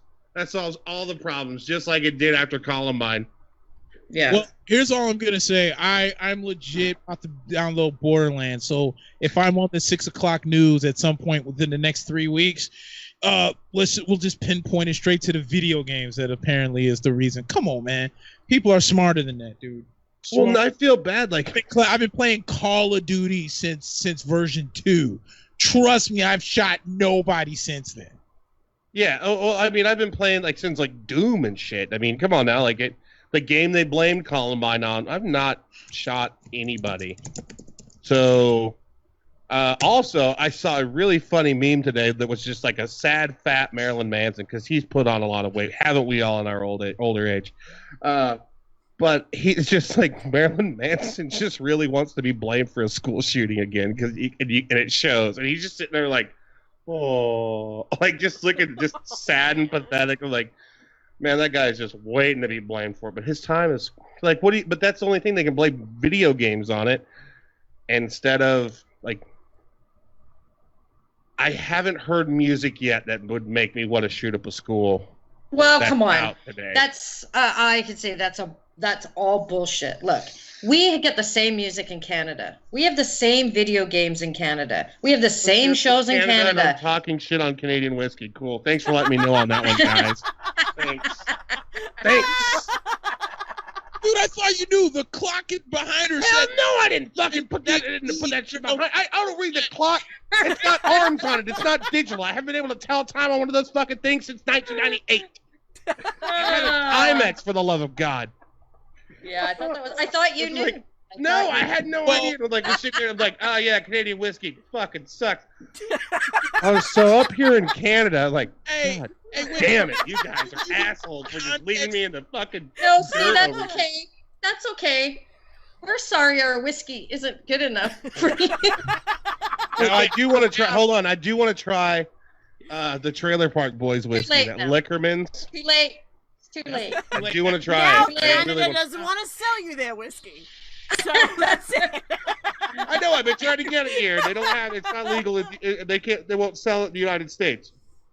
Oh Yeah. my god. No, I do. I will have to say, It's I do okay, like. your beer sucks.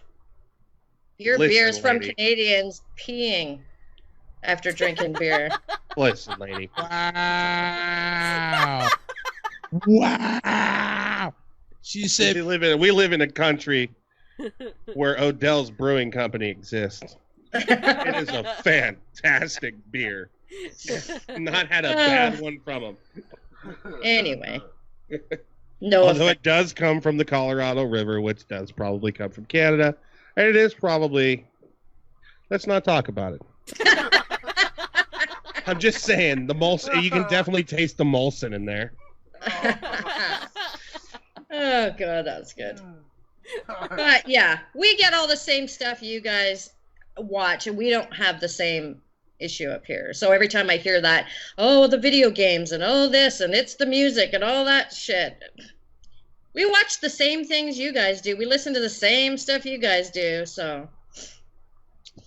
Yeah, well, you guys send your gems over to our country, like Justin Bieber and Celine Dion. Drake. Celine Dion is a North American treasure. Okay, but then we don't. But you only give us every. Okay, Jim Carrey was good. I'll take Celine Dion. You guys can have Bieber and Drake back. Although I did really like Drake and Degrassi. Yes, I did. Too. Back when he was Aubrey. But I think that's about it. I mean, I think the music... Oh, Avril Lavigne. You can have her and her... Oh, I don't want her. See, we don't either, but we got her anyway. Hey, but wait a minute. Canada also produced The Hearts, Chris Jericho. Who else is from Canada that's a wrestler? Come on, help me out. There's a lot of Canadians that you would probably be very surprised about. Yeah, come on, are you kidding me? They gave us Wayne Gretzky, Canada. Yeah. Mark Messier's Canadian. Who else is Canadian? Will Ferrell. I think Will Ferrell's Canadian. Yeah, come on, dude. I'm not saying all of Canada is bad. Yeah, come on, dude. I'm not saying all of Canada is bad. My country, man. Not everybody from Canada is bad. Canada? It's a long-running inside joke. So a guy, the drummer in my band, actually, like his dad used to run start beef packing plants. And he started one in Canada, and he came back when we were in like high school. No, you don't know him, but it's a long-running inside joke with me. I just call it Canada because like he's like, oh yeah, he's like, Canadians are really cool, man. I was like, so what's it like up there in Canada? He's like, it's Canada. I was like, oh no, it's Canada because you're a Canadian. You had to be there in middle school when it was really funny. And we thought we were 13 and we thought we were just geniuses. But it's one of those you had to be there jokes. Just when you hear Canadian. Hockeying? Yes, you're damn hockeying. Hockeying. No, Canada's got a lot of cool things. Like, I mean, they got. You're good. You don't. They got good. Trailer Park Boys. I mean, Trailer Park Boys is the shit. Come on now, everybody. I went to Toronto when I was a senior in high school. I absolutely loved it. So it was like the best filming. They have a really good film scene in Toronto. Yeah, they were saying that whatever that space thing is in Toronto can supposedly hold the weight of 15 hippos. The glass can. And I'm terrified of heights as is per se, but yet this dude who was bigger than I was starts jumping on the glass. I was like, nah, man, y'all could take me down at this point. Because in case that hippo weight decides to crack, I'm trying to die being innocent bystander because you wanted to be stupid. Nah, I'm straight. Take me down. Great segue. So today at the Grand Canyon, you know how they have the skywalk around, you walk over that glass thing? Some dude jumped off of it in front of a bunch of people today. No! Yeah! It's some 28-year-old dude. The thing was full of people, and he just whoop. Oh my God! I never thought that would ever have a good setup for that story. So I had to tell us. Have you ever been to the Grand Canyon, Alex? I have been to the Grand Canyon. All right, so the last time I was there, I was 14. But that shit doesn't have, there's no railings. There's nothing really on most of the parts of the Grand Canyon. You just kind of pull up to it, and there's a wall that they build, and like if you lean over it, like you see like 17 miles down. Like there's nothing to stop you from really just going right over the edge of anything. No, actually, a friend of mine was on a lot of LSD and he wanted to like trip out at the Grand Canyon. Oh, and man. He kept trying to get closer to see over, and then he fell down Oh God. 5 feet, and he landed on the little ledge, and he's alive still. But he was just like, he's like, yeah, I was about like 6 inches from going all the way into it. Yeah, Wow. so yeah, it's a dangerous place. Yeah, no, and like I was there, and not only that, but there's like killer squirrels there because people feed them all day long when they sit around the edge of the canyon. So like if you go up to the edge of where you could like sit and stuff, the squirrels like attack you because they try to get food. So not It's only in are Arizona. so like not only are you near the edge of the canyon, but now there's like killer squirrels that jump at you. Yeah, Holy shit. You and know, if Arizona didn't need another animal that could kill you, because it's like our own personal Australia, because every goddamn thing there wants to kill you dead. I mean, they have nasty fucking snakes, and they got like Gila monsters and scorpions. Yeah, you guys got some weird animals in some places down there, like Florida, and yeah. And there. Florida's just Chicago had an alligator. We called him Florida. Chance the Snapper. That was stupid as hell. I'm like, all the names we could have given the alligator, we call him Chance the Snapper. You had a little pet alligator. Look at Yeah, dude, he was in, and here's the funny part: the alligator was in the Humboldt Park area where a lot of the Spanish gangs are at. But what killed me though is there's 2 zoos in Chicago. There's the Lincoln Park Zoo and there's the Brookfield Zoo. And I'm thinking to myself, you guys have no alligator geniuses that could come and catch this goddamn thing so we get it out of the way, please? Seriously? Because I don't want to go to Humboldt Park and then the next thing I know is like, damn, that show looks like a gator crossing the street over there, by the way. If it looks like a gator crossing the street in Chicago, 9 times out of 10, it's a gator crossing the street in Chicago. I mean, they're not fucking native there, man. Like, not at all. I lived in Orlando for 3 years, and I didn't realize, like, so we had a little pond in our apartment complex. So like the whole apartment complex wrapped around this pond, and so I was there. Like, they're like, oh yeah, you can go fishing in the pond, but watch out for gators. And I was like, oh, I thought they're just being cute because we're in Florida. No, that bitch was being serious. Watch out for fucking gators. So we're like, I'm hammered, fucking wasted at like fucking midnight. I'm like, I'm gonna go fishing, you know, as drunk people would like to do. Yeah, I get a text message from him saying, guess what I'm doing right now? And I'm like, what? He goes, I'm fishing. And I look at the clock and I'm like, yeah, really? Are you fishing right now? Because you got to go fishing in the middle of the night, man. That's when they bite the most. I mean, I don't know. That's just what I've gotten used to. And so, like, it's like midnight. I'm wasted. And so I just, like, drop a line. And then all of a sudden I hear this. Oh, God. Like, I don't know how people live there. And I'm like, what the fuck is that? Is that a goddamn snake? I'm like, and then my buddy, he's been there. He's like, that's not snakes. Do you really hear snakes hiss that loud, dude? He's like, he's like, just drop your pole and just start backing up. And it's just dark. Like, we couldn't see anything. There's no lights around it. So he's just like, just start backing up. That's and crazy. like, what do we do? And then all of a sudden you hear like the little, like their little growl that they do. And I'm like, what the fuck is that, dude? Like, what the hell is going on? He's like, okay, we're back up far enough. He's like, just run. And so we're like, I start taking off, and all of a sudden you just hear a bunch of commotion in the water. My pole disappeared, and like the next day, and like, I was like, what the fuck was that? He's like, dude, what are you doing down here anyways? I'm like, fishing. They said you could fish here. He's like, not at night. The gators are out. Like, dude, that was a joke. There ain't no gators in this little pond in the middle of Florida. He's like, it's Florida. This is their territory. I don't know how big it is. I know there's like 6 gators that live in this pond, though. Like, oh God. Oh my God. That's the last time I went fishing in Florida. No doubt. Like, Glad I lost my poll, so I'll never try to do it again. Hey, Wendy. Wendy Pack in the chat. We haven't seen Miss Wendy in a while. Wendy, formerly Wendy Wendy the Slow Adult. Yes. How are you, girl? We haven't heard from her in a while. I haven't heard from her in a while. She sent me a text message a while back that said she missed me, and I was like, well, I haven't left anywhere. That might be the greatest response ever. Still here. Said, hi, just got off tube. I hope that's the tube and not the like YouTube and not the toilet. Like, just got done dropping some heat, homie. Dude, listen. Tell you.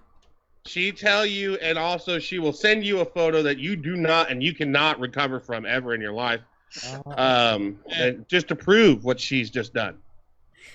I don't know if you've heard of this girl before. It is Wendy, the Slow Adult. She was on the house. She's a whack packer from the yeah. And she will send you a dirty. Very updated on on her bowel movements, and like it's like to the minute. Like she's a really good broadcaster when it comes to her bowel movements and what dogs shit in the hallway and good stuff. Oh, it's fantastic. It's a lot. It's hilarious. I need to go get coffee, so I'm gonna bow out. But thanks for having me, though. Thanks for coming on. Thanks for hanging. Yeah, all right. Oh yeah, I appreciate it. Awesome. Thanks Great meeting you letting guys. me insult Canada and not call me a total asshole. And thanks to everybody here for letting me like walk right into that trap. Oh, I know. I love how nobody said anything. Once you were going, we couldn't stop you. You were just going. And I figured eventually somebody at some point would just say something. Message from Ricky or Nick like, "Hey, this lady's from lives in Canada."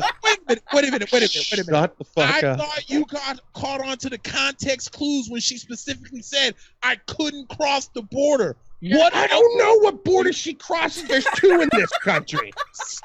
Oh yeah. It was the Mexican border. And a lot of white people live down in Mexico. The clock clearly says it's 7:30. What? Actually, that's wrong. Behind me, that clock's wrong, but by how much? An hour.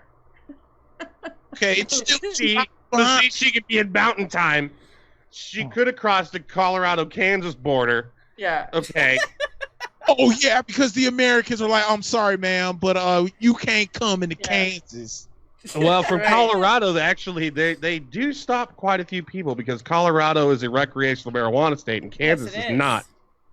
So and so's Canada, all of it. Yeah, it's not a recreational marijuana country. Yep. And starting in January of 2020, Illinois will now officially be a marijuana state. Well, but they're just medicinal, though, right? And now, Canada Post has just announced today they are now bringing out, what do they call them? Scent barrier envelopes. So. Well, I'm gonna have to get your address. Like I'm gonna have to send you my address. They get the scent barrier envelopes. It's it's interesting, but I'm surprised that we're ahead of that than you guys because the U.S. is so much more ahead of things than Canada is, and so it's just weird that like the whole country is like, man, everywhere you go, it just smells like pot. I don't know. We're still pretty fluent in racism though, so like I mean we're not ahead of things that much. Well, you know what, Canada is too. So I know there's probably the perception that Canada is so much better that way. There's a lot of it here too. And I think it's just not shown as much, but it's felt here too. So unfortunately, but anyway, thanks guys. Thanks, Lynn. See ya. Nice to meet you. Meet you too. All We'll right. talk to you soon. Hey. Night, lady. I just gotta get out of here. Let's turn off my Skype. Wait, quit Skype. There we go. That's what I said the last time I went to Canada. I just got to get out of here. hope she heard that one. She's still here. No, I'm kidding. That'd be funny. I said that too. I'm a Mexican, and I said the same thing when I went to Mexico. It's like, I gotta get the fuck out of this place. This shithole. Like, the old country, you can just support it and... All right, now we have to... Alex, you're fluent in Wendy, right? Huh? You're fluent in Wendy? Yeah, kind of. I fixed go back live to replay one your show. Sounds like she wants to replay the show. Like she's gonna go back. I think she's gonna go back to YouTube. Yeah. And replay one of your show, one of the Pipebomb shows. Right. I'm a little rusty on my Wendy, but I know it's like crazy. Sounds like been a while. Sounds like a little talk from back in the day. I tells you what, I goes and replays one of your shows there, boss. If you go here and she has turned its back on. Nick, we could explain at a different portion of the night. I'll explain it. I mean, she's a slow adult. I mean, it's pretty self-explanatory in the name. Fair enough. Like, she's not talking about a good old boy in fucking Alabama. She's doing the best she can, man. Touche. No argument. No arguments. Wow. This has been great, man. This is longer than normal. Yeah. It is. You know what? It's National Podcast Day, so I figure... This is like a marathon one for us. Yeah, but you know what, though? I really feel like, in a way, this needs to be done. Like, it needs to be like the once a week where we just get everybody together and just jump on and fucking go like fucking... Hey, not for nothing. Have you guys ever tried the spicy mac and cheese bowl from KFC? I mean, the commercial just came on my television. If you have not had the spicy mac and cheese bowl from KFC, do yourself a favor and not get the spicy mac and cheese bowl from KFC. It's just their mac and cheese, and then they take the chicken pieces and they drown it in that Nashville hot shit. It is not as delicious. See, I'm not the Nashville. The Nashville hot is lost on me. It really is. And it's like, and I'm talking about like they put so much of the Nashville hot sauce that when you get like the grease from it, it's just swimming on top of the mac and cheese bowl. I'm like, dude, I can't finish this. And then when I finished it, I legit had to take 2 hours, and I'm like, I'm going to have to redo my lunch because this was terrible. Like, see, and that's, yeah. Redo. If you want to do some spicy mac and cheese, you know, Frank's Red Hot. Throw some Frank's Red Hot in there, maybe a little Louisiana hot sauce, maybe some Tabasco. Yeah, no, I'm about to Louisiana. Apparently, we are live on YouTube from Wendy's page. Oh, cool! Thanks. Hey. I appreciate. Yeah, happy birthday, man! I'm not going down to the bar to buy you a beer. I'm sorry. I bought you a beer last year. I bought you 2 beers last year. One for last year, and then one for last year, and then one for this year. There was a 2 for. You should just have drank it really slow. Yeah, like one sip, like half a sip. Make it last. Every other day. Probably a really funky ass beer by your next birthday, but still, you're gonna have that beer. You get like a little fucking the dropper. Yeah, just give him a little dropper of beer. Little dropper of beer. Same one every year. God, that sounds disgusting. By like week 2, it's got little mold fuzzies on the top.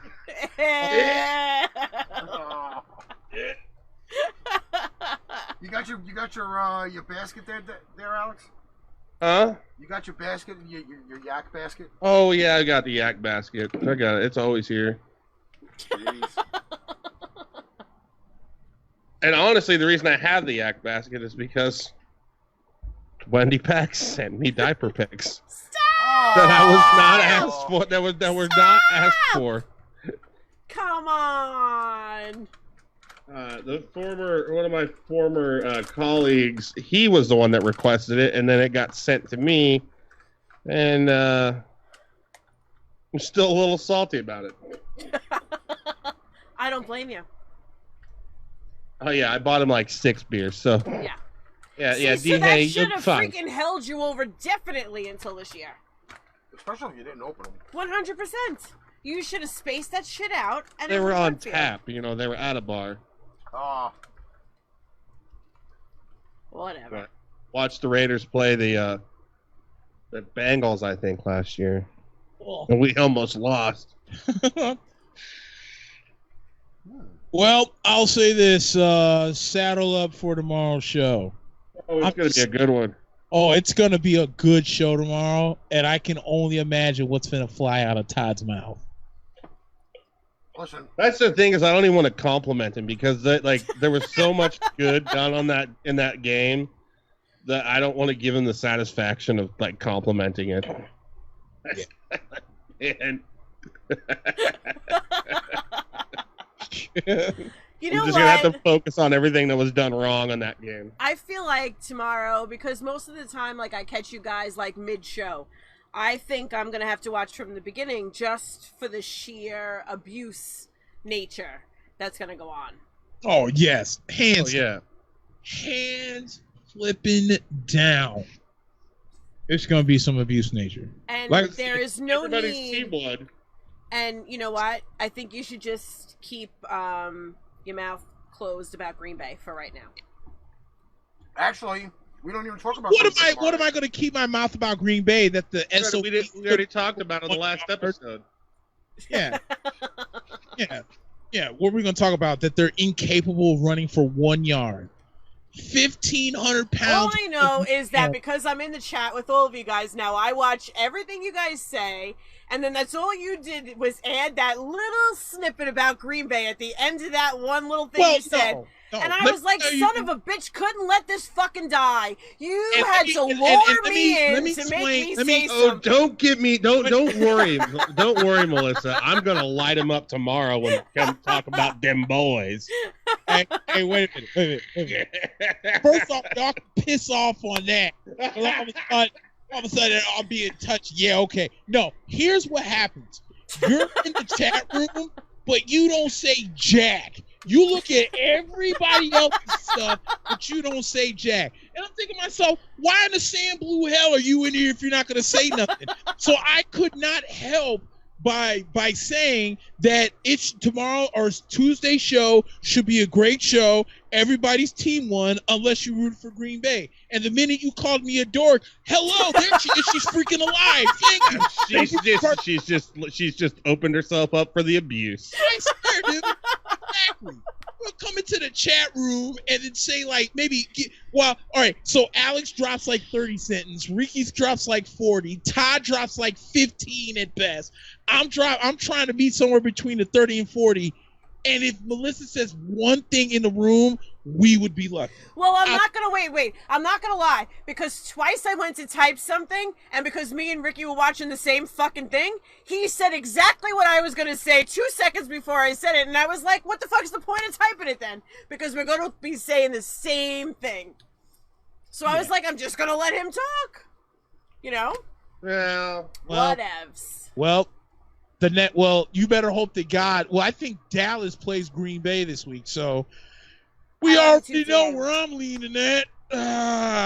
But you better hope that God. of course, we already know where you're leaning. Hell, oh, hell. I'm surprised you haven't bought Dak Prescott 5 blowjobs by now. Oh man! Like, come on, man, you're going to play Green Bay. I need some firepower. No, I'm wait a minute. going to pay for you to get these 5 blowjobs. Nah, dude, Dak Prescott ain't got a damn thing coming from me since he didn't beat New Orleans. Now Jameis has to come out and show Dak how you beat New Orleans. Here It's it comes. These are some of the greatest fucking Here it sunflower comes. seeds ever. Ricky's just like red sunflower seed.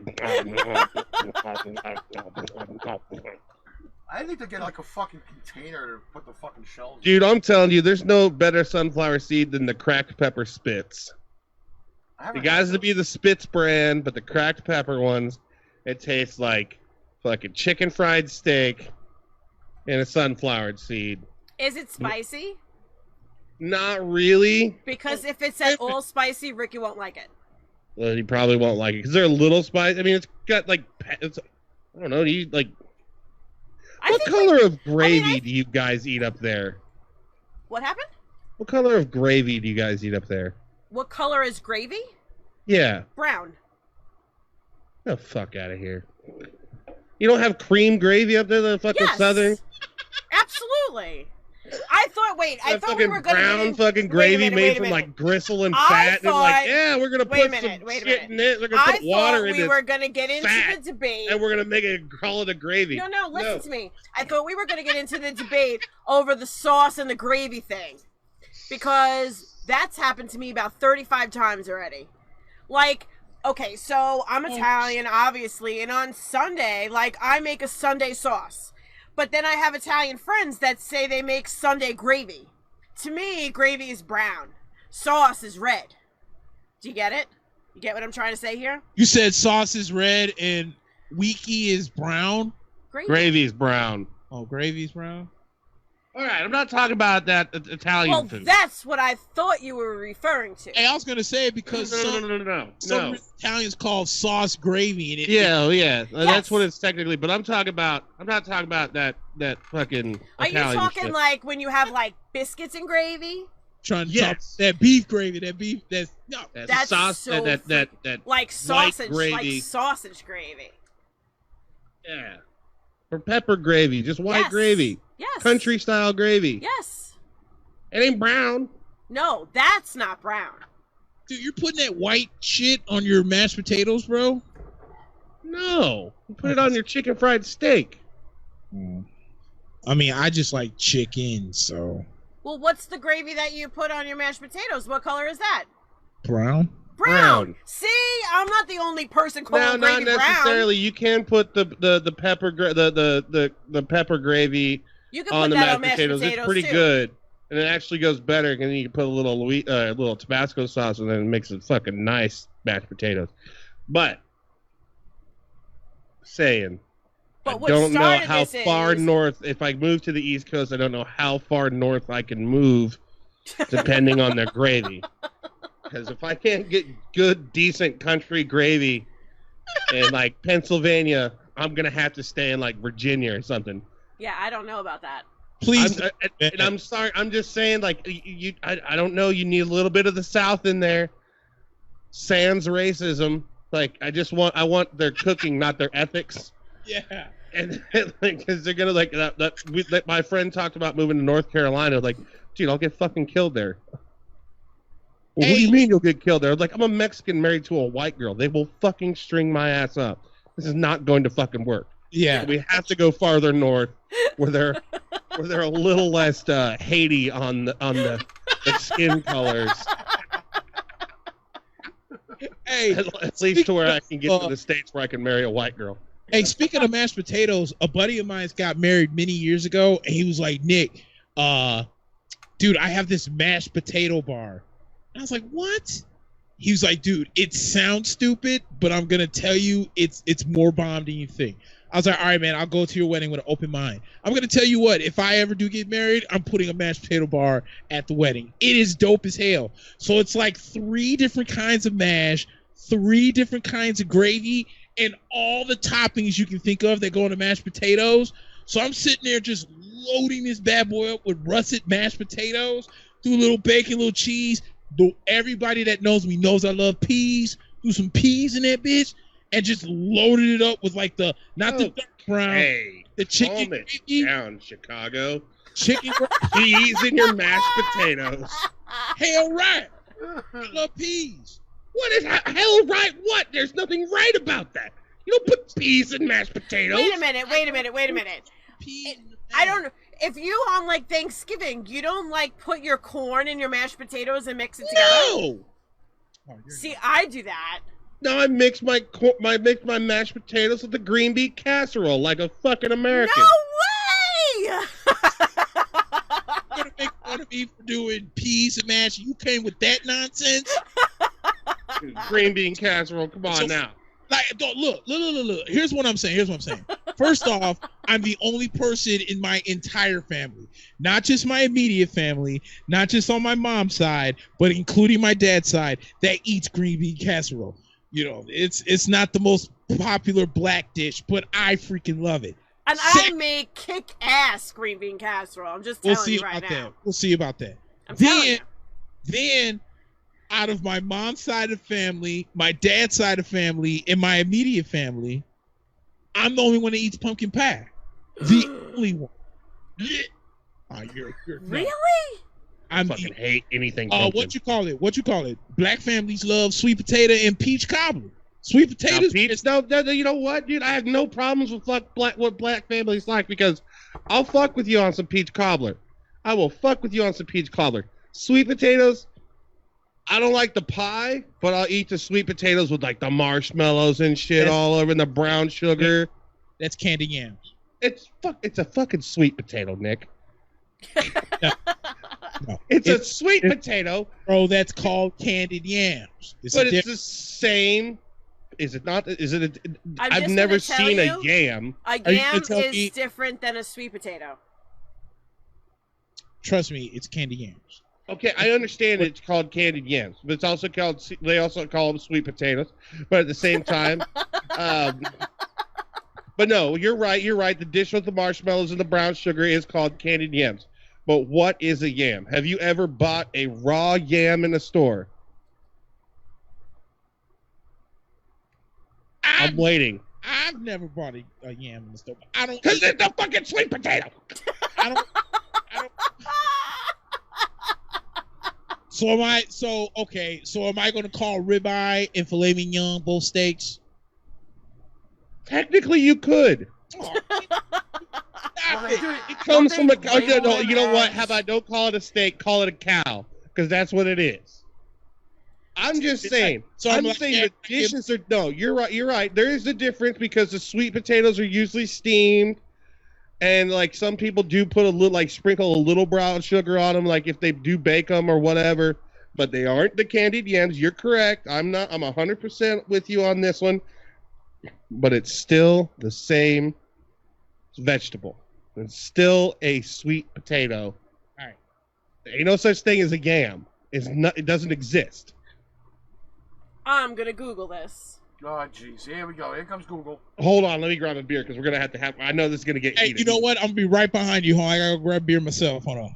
Well, anyway, in the meantime, while half of our guests, well, 3/4 of us, are doing some type of Google, draining the vein, getting a drink. You guys are listening to this probably. This is probably going to be Pipebomb's episode on milehighradio.com this weekend. Don't forget to check out iHeart, Spotify, Apple Podcasts, radio.com. And we have merch, paytradepipebomb.threadless.com for affordable merchandise, and it's very, very great quality. I guess we could just do that too. People are popping in and out of this fucking thing, coming hanging out. D-Hey, share it some more. Maybe fucking people will get pissed off and come in here. I don't know. Alex is back first. Woohoo! Here he is. Hold on, I'm looking. You guys both went out at the same time, but Alex, you came And I bet you he comes back with a Miller High Life just like I'm drinking. Oh, no way. That's one thing I like about Nick. He likes the Miller High Life, the champagne of beers. Well, think of it this way. If you really want to know, if you move to Pennsylvania, then it would be an equal amount of traveling time for Nick and me. Yeah, but I don't want to live with a bunch of Amish fucks. No, I think we can move you out of Amishlandia. I think we're thinking of Pittsburgh because it's like an hour and a half away from Morgantown, West Virginia, and that way I can go to a KU game every year. Thank God I didn't place that bet this weekend. Huh? Thank God I didn't place that bet this weekend. On KU? Yeah. Against TCU, I would never bet on KU against TCU, even with Les Miles. Yeah, but 15.5 was a lot. They still didn't cover it. No. What are you eating, candied yams now? What are you eating over there?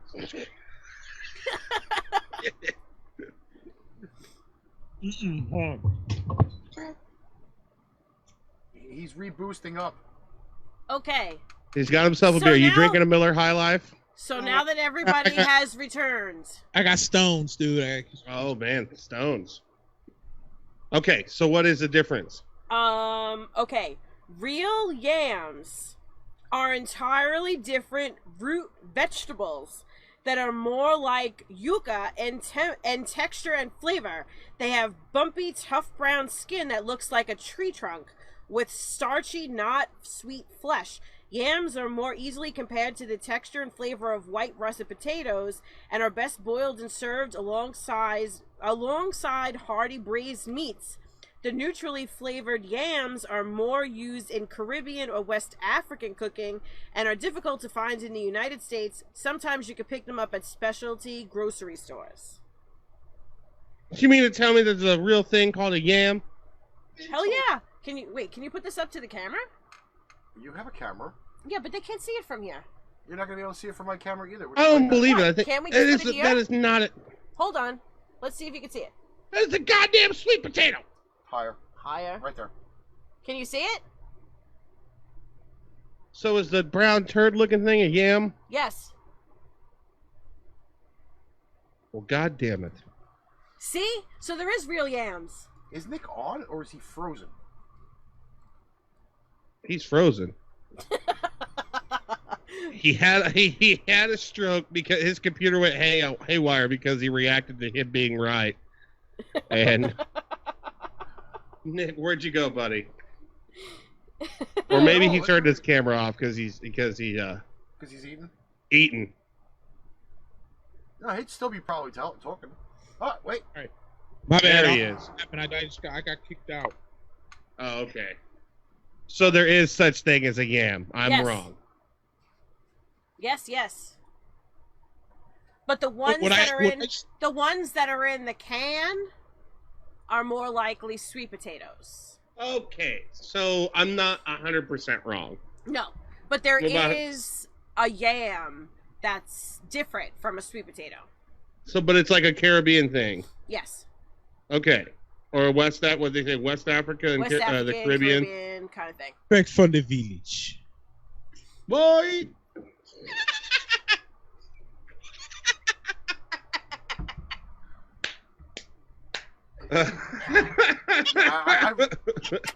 Love you, D. Hey, happy birthday, babe. This is fucking insane. Oh, that's great. That's the only reason, like, the only time I get that is from How High. You know, I come from Jamaica, man. Oh, really? What part? Right near the beach. Lord of mercy. Oh, that is that how high? No, it's half baked. Half baked. Yeah. He's like, what? He was like, Delilah, get me the 513. 513. It's like, man, what the hell is the I don't wanna be the 513? first Comes on that identity big ass kill crossbow.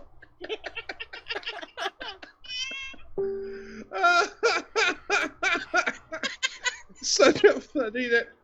I'll tell you what, man. Dave Chappelle, probably one of the funniest men on the planet. Dude, today. I need somebody to let me use like their Netflix code or something, so I can watch that special he had that came out some time ago. I still haven't seen it. A couple weeks ago. I would let you, but I've already got mine tapped out. Like, damn, because I'll let Ricky use mine. Let Ricky use my Netflix. So, in all fairness, how many times have we used it? We've used it a few times, but not a lot. Like but now 7. Alex keeps telling me about all of these shows that I gotta watch.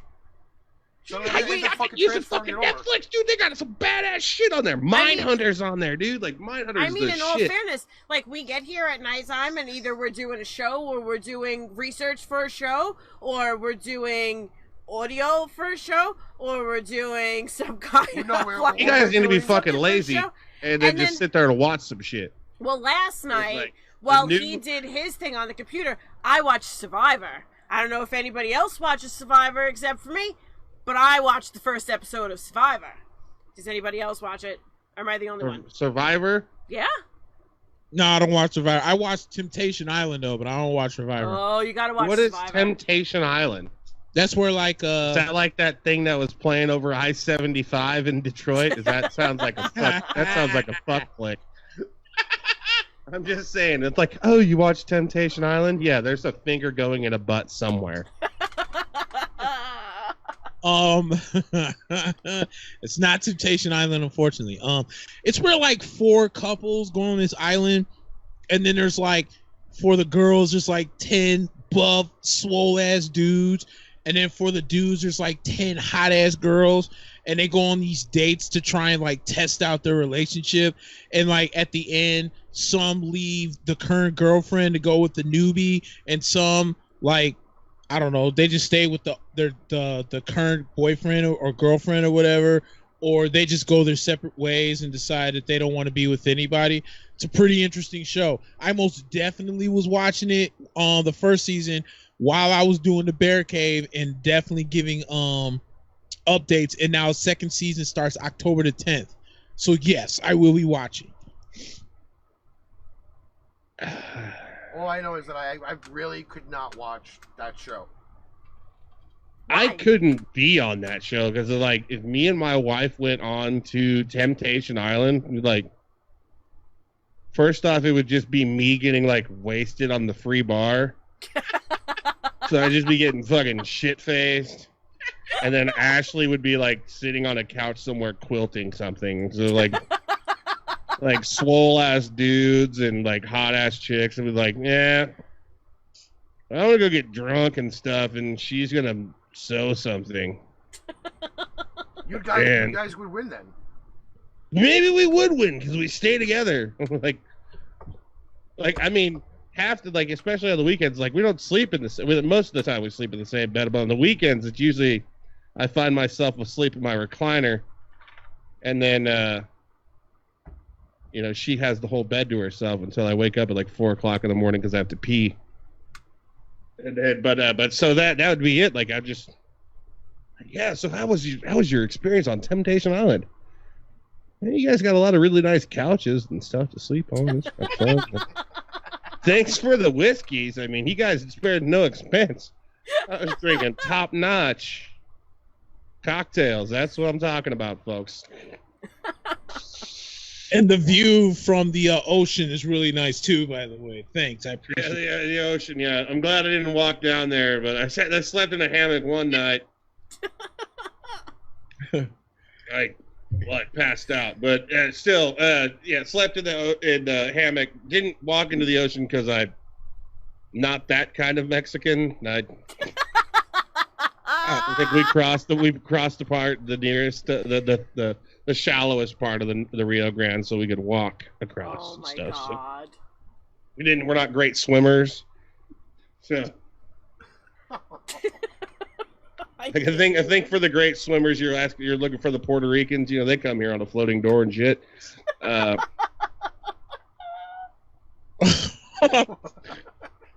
it's okay. I can make fun of my own kind. It's all right. I can make fun of them. Because they all know it's true. They all know it's true. God. Well, that's like the Cubans for us. Right? Yeah. Off the coast of Florida? Yeah. Well, that's the same thing with Puerto Ricans. Yeah, it's true. But I guess Puerto Ricans don't, because they're just American citizens. Yes, they are. So I think it is the Cubans. Yes. And they come and, like, we can't well, I don't know. Well, with our president, who the fuck knows what happened. But I know, like, back in the day, when we still had, like, embargo on them, they could come here. As long as they were holding cigars. No, I'm kidding. Well, I wish I'd have brought more, but then they would have been wet cigars, and I'm just not. Back in the day, I would have hoped they would have brought cocaine, but that's the Colombians, too. And they definitely brought it. But no, I think it was like the deal is like we had the embargo on them, and so they could come here. But if you tried to help like if somebody was drowning in the water, like an immigrant was drowning in the water, we couldn't save them because it's now you're like a you're human trafficking, like you're smuggling people in. But if they made it to the beach, then they could stay here. I think that was that whole deal with that Ellie Gonzalez kid. Yes. He made it. That was a long time ago. He was Rose, and whoever went with him was Jack, and well, we all saw the end of Titanic. I don't know. I keep falling That's a very solid comparison. I keep falling asleep by that part of the movie.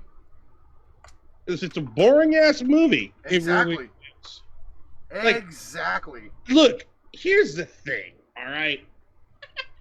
I don't want to watch like movies like the Titanic. Okay, the only reason I wanted to see that was because I was 13 years old and it showed boobs. And a mighty set they were. I had to go see Titanic with my father, and I didn't know that there were tits in the movie, and then I have to sit there next to my dad, and then the freaking girl's boobs pop out, and I'm like, holy crap, now I have to sit here being all embarrassed next to my dad. And then he moved over one seat to sit by himself for that scene.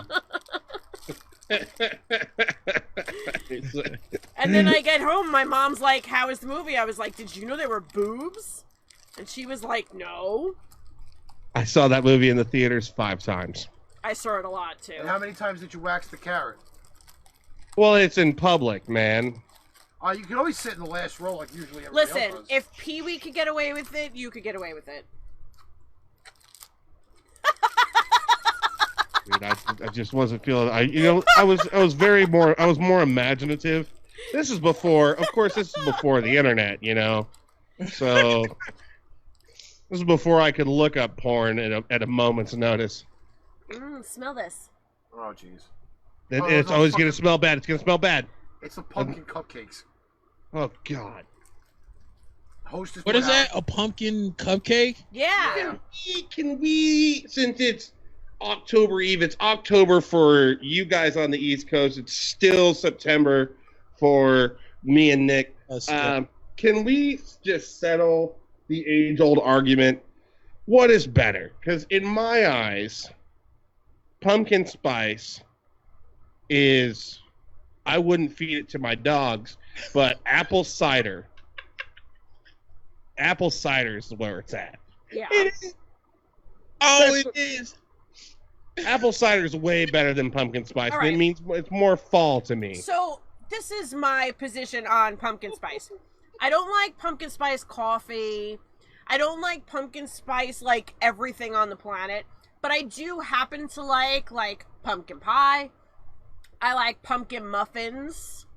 Apparently, because you're eating one. No, Or is I'm that a eating cupcake? It's a cupcake. A Hostess. Oh yeah, it's got ice. It's A got icing on it. Hostess cupcake with frosting. I don't like everything pumpkin. Like, I'm not like, full over everything pumpkin. I happen to like certain, I like pumpkin cake. But, I don't live and die on pumpkin. I don't want pumpkin, body lotion and pumpkin freaking shampoo and shit.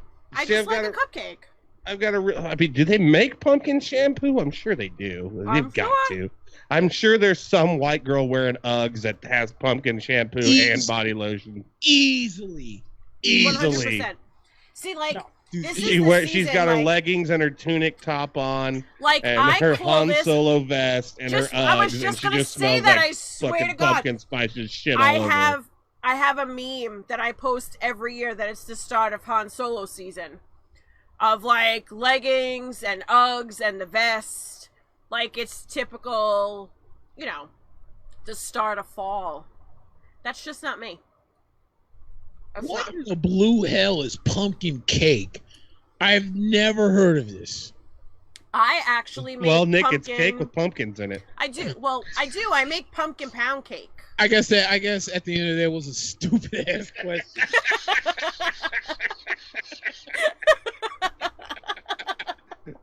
Nick, buddy, my buddy, my friend here. I know we've been on for a long time in the fucking explanation. That shit's got carrots in it. So, I mean, when we talk about pumpkin cake, I'm imagining that shit's got pumpkins in it. Hey, but you know what? In fairness, though, I think carrot is the worst vegetable in the world, but I'll max carrot cake in a heartbeat. Yeah, get those like southern carrots with like the cinnamon, the brown sugar and shit. Those are good. Yeah, dude. I don't know, man. I think when I lived in Florida, even though it was like the butthole of the South, it was still the South. And man, they had some people that make some bad. Plus, I hung out in Alabama for a little while, and they had some ladies that made some fine cuisine. And those carrots, those little fucking carrots, are so fucking badass. But I agree with you. I'm not a big fan of the carrot. Hell no. I could do without it, except like those little brown sugar carrots or the Mexican carrots where they put them in like with jalapenos and cauliflower and like pickle them. Oh, I know what you're talking about. Yeah.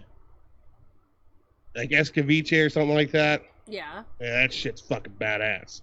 Other than that, the carrot cake is good though. I'll eat the carrot cake. Yeah, carrot cake's fire. Carrot cake's fire. But that's as far as it goes. Carrots are nasty. So, while we're on the subject of carrots. Yes. So I don't know. I'm glad that we live in our time, because apparently when my mom was a child in the 50s and 40s and stuff, that was a very poor time in the United States. But that was back when everybody was making stuff with Jell-O. Yeah. And she makes this she calls it a salad. It's a fucking dessert. But it's kind of a salad because it's orange Jell-O in a Jell-O mold with like shredded carrots in it. Oh. All right. So I'll tell you a very quick story. When I was pregnant with Angela, I was never sick. Like, not for a single second. Like, I wasn't nauseous. I wasn't sick at all. So Easter, which is usually like late March, early April for us, was like a month before I gave birth to her. And baby daddy's grandma came over to Easter dinner, and she brought her Jell-O mold that she filled with all kinds of fruit, like orange slices and cherries and stuff. No, see, that one's good though. Okay, yeah. But when she turned it over on the table, and then somebody hit into the table and the whole Jell-O mold wiggled, I lost my shit. So, like, that was the first and only time I was ever sick my whole pregnancy, because I watched that Jell-O wiggle with all that weird stuff, like, that was floating in it. So then, like, even now, and my child is going to be 16, I can't look at any Jell-O that's got stuff in it because it makes me want to vomit. Well, I mean, I get that, though. Like, I don't know. I thought you were going to be like, yeah, you know, that orange Jell-O with the carrots in it, that's really good, because I was pregnant with my first. Yeah, no. And I thought that was just the fucking bee's knees, but... No. I was going to say gross, but I understand it because you're pregnant and y'all eat weird shit when you're with child. No, I ate everything with onion dip when I was pregnant. Gross. And I ate a lot of raw cookie dough, and my doctor yelled at me and told me... I do that when I'm stoned. Yes, but he told me I was going to give my child salmonella, and then screamed at me for a half hour. So I stopped doing that. And then I lived off of, like, mint chocolate chip ice cream shakes. Yeah? That was, like, my whole thing. That's why when I wake up in the morning, I'm glad I'm a dude. Like, seriously, because, no offense, I'm just glad I don't ever have to have the possibility of carrying a child. Because if I get sick and, like, I get nauseous and stuff, like, ew. But I couldn't imagine, not like, just like the sight of Jell-O the sight of Jell-O makes me sick anyways, just because it like jiggles and stuff. And it's I'm okay with regular Jell-O, but once somebody puts something in it, that's a loss for me. Like that fruit in it. And, like, now they sell it in the supermarket. It's, like, strawberry Jell-O with, like... It's not that rainbow Jell-O in a little mold. It's got, like, peaches and stuff in it, and they sell it in little cups. And, like, I can't this even shit's look at good, that. though. I'm sure it's delicious, but I can't look at it. If it wiggles or moves, I can't eat it. It actually makes me want to throw up. Well, so it's a good thing that we know that, like, you're not gonna go like turn to cannibalism and stuff because Yeah, people no. wiggle and move and shit. So Yeah, that's good to know. No. Well, if it I doesn't think wiggle and pretty move. much safe. You're safe on that. Oh, well, that's good. So back to the pumpkin spice. We haven't decided on this yet. Yes. Pumpkin spice or apple cider? I'd prefer apple over a pumpkin. There we go. Nick, Yeah, dude. Yeah, this is a no-brainer. No, It's I typically mean, apples over. It's pumpkin. apples over pumpkin, dude. And like being out here, we have like those corn mazes and Yeah, we got them out here too. yeah, dude. The Well, corn. I guess you're in the Midwest as well. Yeah, I'm in the Midwest as well. Yeah, dude. Yeah, trust me. Chicago, well, the suburbs, we definitely have corn mazes. Gonna tell you what. In 2020, I am making it a point to do all white people activities in 2020. I'm trying to apple pick, strawberry pick, blueberry pick. I'm trying to do more wine tastings. Trying to think what other white people activities is out there. So okay, hold on, Nick. Let me just put a pin in this one right here, because you have not described, except for wine tastings, you have not described a single white people activity. That's an activity. That's an activity for white people. But you just talked like you just described a Mexican's day on a Tuesday. Okay. Like picking strawberries, picking apples. Yeah, that's what we do, bro. You gotta go kill a fatted calf. Fucking. No. I am telling you, white folks love doing this because the ones that in the fall, they're like, well, that's what I'm saying. Because they be like, for my birthday, my boyfriend's taking me apple picking. And I'm like, man, that's bullshit because I want to go do apple picking too. I just need to find a white person that likes doing that kind of stuff and has no other friends to go do it with. so come back here.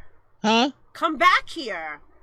Y'all got apple picking activities? dude, they got fucking badass apples up there. That's like Vermont apples and fucking Granny Smiths and shit. We drive an hour from here. We have 15 different groves in all different directions? Yeah.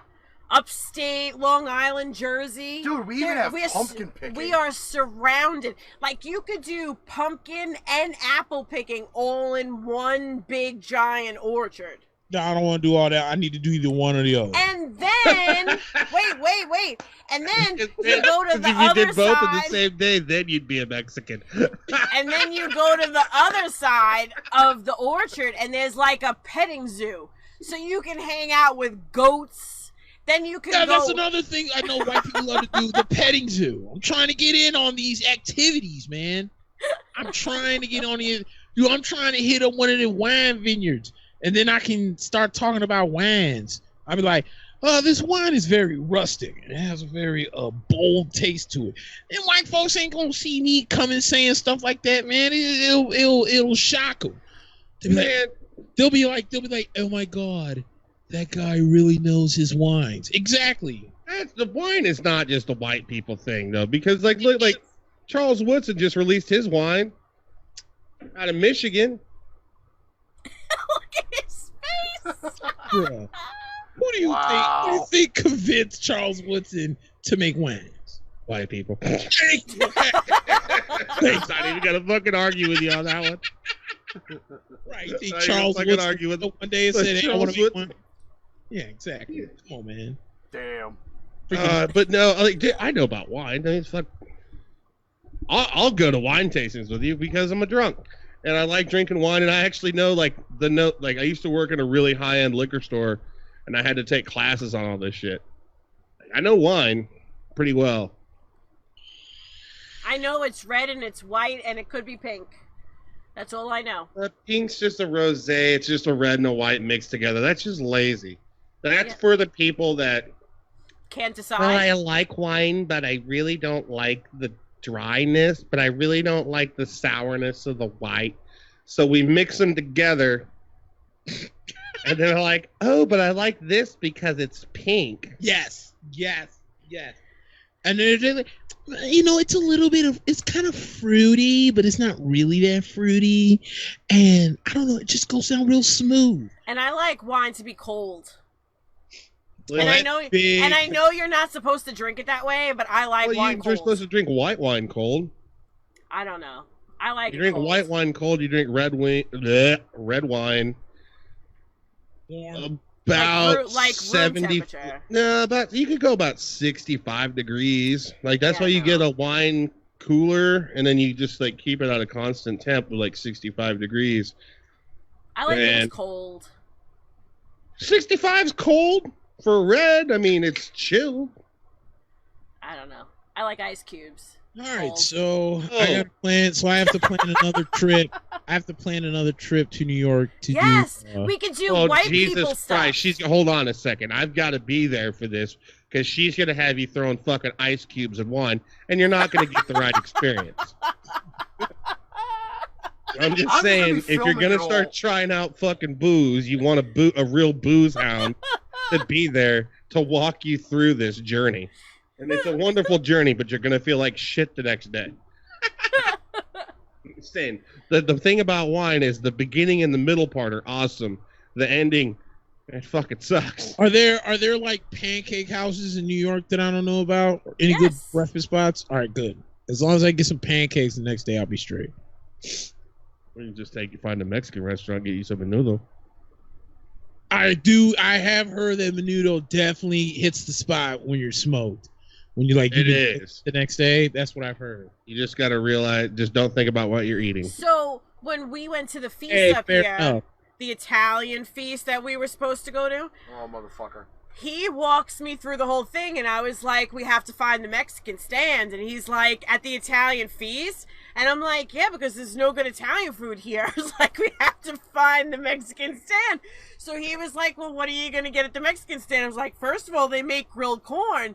And he's like, what are you going to do with the corn? And I was like, you got to have this. So I make the lady make it up for me, and they put like the mayo on it, and then they put the cheese on it, and they sprinkle the chili Lopez? powder on it. And Elote, yeah. and then I give it to Ricky, and he's like, what the fuck did you give me? Because he gets a mouthful of chili powder, and he's convinced that I'm trying to kill him. And then the next stand over, Which like, she probably was, Rick. you know, and then the next stand over, they make arepas, which I love. And I could have had about 12 of those. And then I think, was that the first time you ever tried one when I gave that to you? No. Yeah? It's not the first time, but the first time you had already eaten like a certain part of it, and there wasn't a lot of chili powder on it. She gives me the first initial bite, and the thing is almost basically fucking drowned in chili powder. And I'm like, Jesus Christ, dude. Like, how the fuck you just give me all of the fucking chili powder, and you eat the light end? Take a Prilosec, man. No, he just doesn't like spicy stuff. Not as much as I used to. You know, Man, I'm older. I'm telling you, Rick, you're missing out on a world of cuisine. I know. You You showed don't like it. spice. Cause my grandmama was Creole. Oh, shut the fuck up, dude. Dude, I miss my grandmother to death because she used to make these salmon croquettes, but I think she used to put like cornmeal and stuff in them. Yep. Oh, yeah. Oh, I can eat them things for days. I mean, had like, the best like, I would- black like, and 'cause she catfish. lived- Oh my god. Oh, What'd yeah, you say? the Black and catfish. catfish? Oh, bleh. Oh my Look, god. that's the it one was thing I won't so fucking eat. good. Black and catfish, bro. I will not eat fucking catfish. It's delicious. It's fucking disgusting. It's a bottom feeder fish. It's so good. Okay, granted, I live in a state where we don't have a lot of rivers. We just have lakes, and they're just like, they're man-made lakes, and they're stocked with catfish. Yeah. So they're bottom feeders in stagnant fucking water. So when you fish these big-ass catfish out of here, we get like bullheads and like, you know, big old fucking catfish, and they taste like the fucking water. They taste like what they eat. They taste like dirt. I get it. But I've heard that like river cat or channel cats and shit like those, like if they're in flowing water, it tastes way different. I don't like all fish. I don't, because some of it's too fishy for me. But catfish is delicious. You know, you're eating like the chicken nugget of fish. Like they're like The chicken nugget. Like there's way better fish. I mean, we get like mahi, you get like ahi of course, tuna. like I said, I eat other fish, but I just happen to really salmon. like catfish. See, now I don't like salmon at all. Why? I don't know. Nobody has ever made it for me in a way that I like it. You never had like plank seared salmon with like a good ginger sauce on it? No, nobody makes it good. I don't know. On that note, we are going to slice and dice the rest of the show. Yeah. We have been on for legitimately 3.5 hours. Good. And podcast. I did get news that the show will be aired Saturday on milehighradio.com along with the rest of our material. So that means... So it's just like we're taking over Saturdays? We are taking over Saturdays. That's just good. The way it is. It's fucking amazing, but... well, I'm glad she still wants to have me on after you assholes... Blame Canada. It's like, Canadian whiskey? Fuck Canadian whiskey. That shit's gross. So fuck you want anything to do with Canada. Oh, but so up here in Canada and stuff, like, god damn it. Like, you just let me, like... I just learned that October 4th is National Taco Day. I just learned that right now on a Taco Bell commercial. By the way. That's Friday. That's Friday. I could do that. You know what else is National Taco Day? Tuesdays. Yeah, that's an everyday holiday. Tuesday. Taco Tuesdays, man. Come on now. So I'm gonna work my way around the screen. Nick, do you have any final words for National Podcast Day? I do. Thanks for everybody to listen to the show. Go Yankees. We're gonna destroy the Twins. And you want to definitely tune into Arch Rivals. It's gonna be a great show. And yeah, that's probably all I got. And I'm still trying to do white people activities. Alex? I'm sorry, you can't fucking finish with that. He's like, I'm trying to do white people activities. It's like, why? They're doing it for fun. Mexicans do it for work. Like, it's only a white people activity. They pay to go do this. Oh, it looks fun. Could you imagine me with a group of white folks? I want to see that. I want to be there. I want to be there for that. No. Because didn't you just hang out with us, the group of white folks? Okay, bingo. And I knew you was going to say that nonsense because Karasu kind of canceled both of us out. Oh, stop. So it was like Ricky, Melissa, Ricky's family. So that at one point I was just, in a group of white folks, but the minute Karasu went through that gate, it canceled everything out. Then he had backup. Come on, Alex, come on, rap with me for a second. I had a little bit backup moment. Yeah, all right. Okay, so anyways, for National Podcast Day, I'm gonna go with. I'm gonna also shout out to go the same as Nick. Go Raiders. The Royals. Well, see you next year, I guess. But no, I think definitely listen to Arch Rivals. I don't know when this is gonna play on Saturday, or which part's gonna play on Saturday. But listen to Arch Rivals. It's gonna be great. Since everybody won this week, and Todd, who is not here, is definitely going to get a tongue lashing from everybody. I just can't. You just imagine the Pepsi foaming out of his mouth.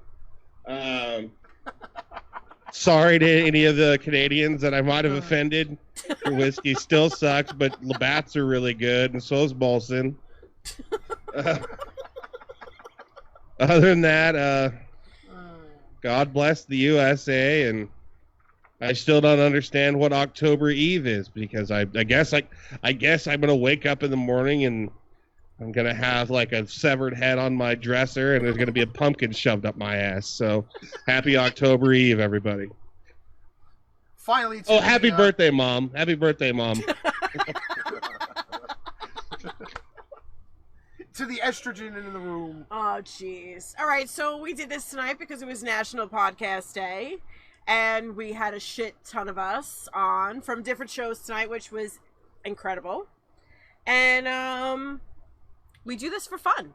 So if you got shit to talk about and you got friends to talk about it with, and you think you could talk as long as us, do it. Do it, because people watch everything. Something appeals to everybody. So if you like doing this stuff, give it a shot. Do it. My final word is thank you to Patrick from Savage Thoughts for coming on. Oh yeah, thanks, Pat. Lynn from Mile High Radio was on. A lot of our podcasting friends came on. And again, if it weren't for a few years ago where we jumped into this thing, I don't think where we would all be at this point. How many people we know, how many people we talk to frequently. Alex and Nick are family to me because of this, and there's a lot of others that I really don't have time to mention. Everybody that has been part of my family for the last 2.5 years for doing podcasting. You can check us out on all social media. Anything that airs audio, we're there. Arch Rivals will be on live on Facebook and Blackjack TV, 9:30 Eastern Standard, Tuesday and Friday. Don't forget Pipebomb Metallic. That'll be airing live soon somewhere. And Pain Train Pipebomb will be back regularly on Thursday, 7:30 Eastern Standard Time. Till then...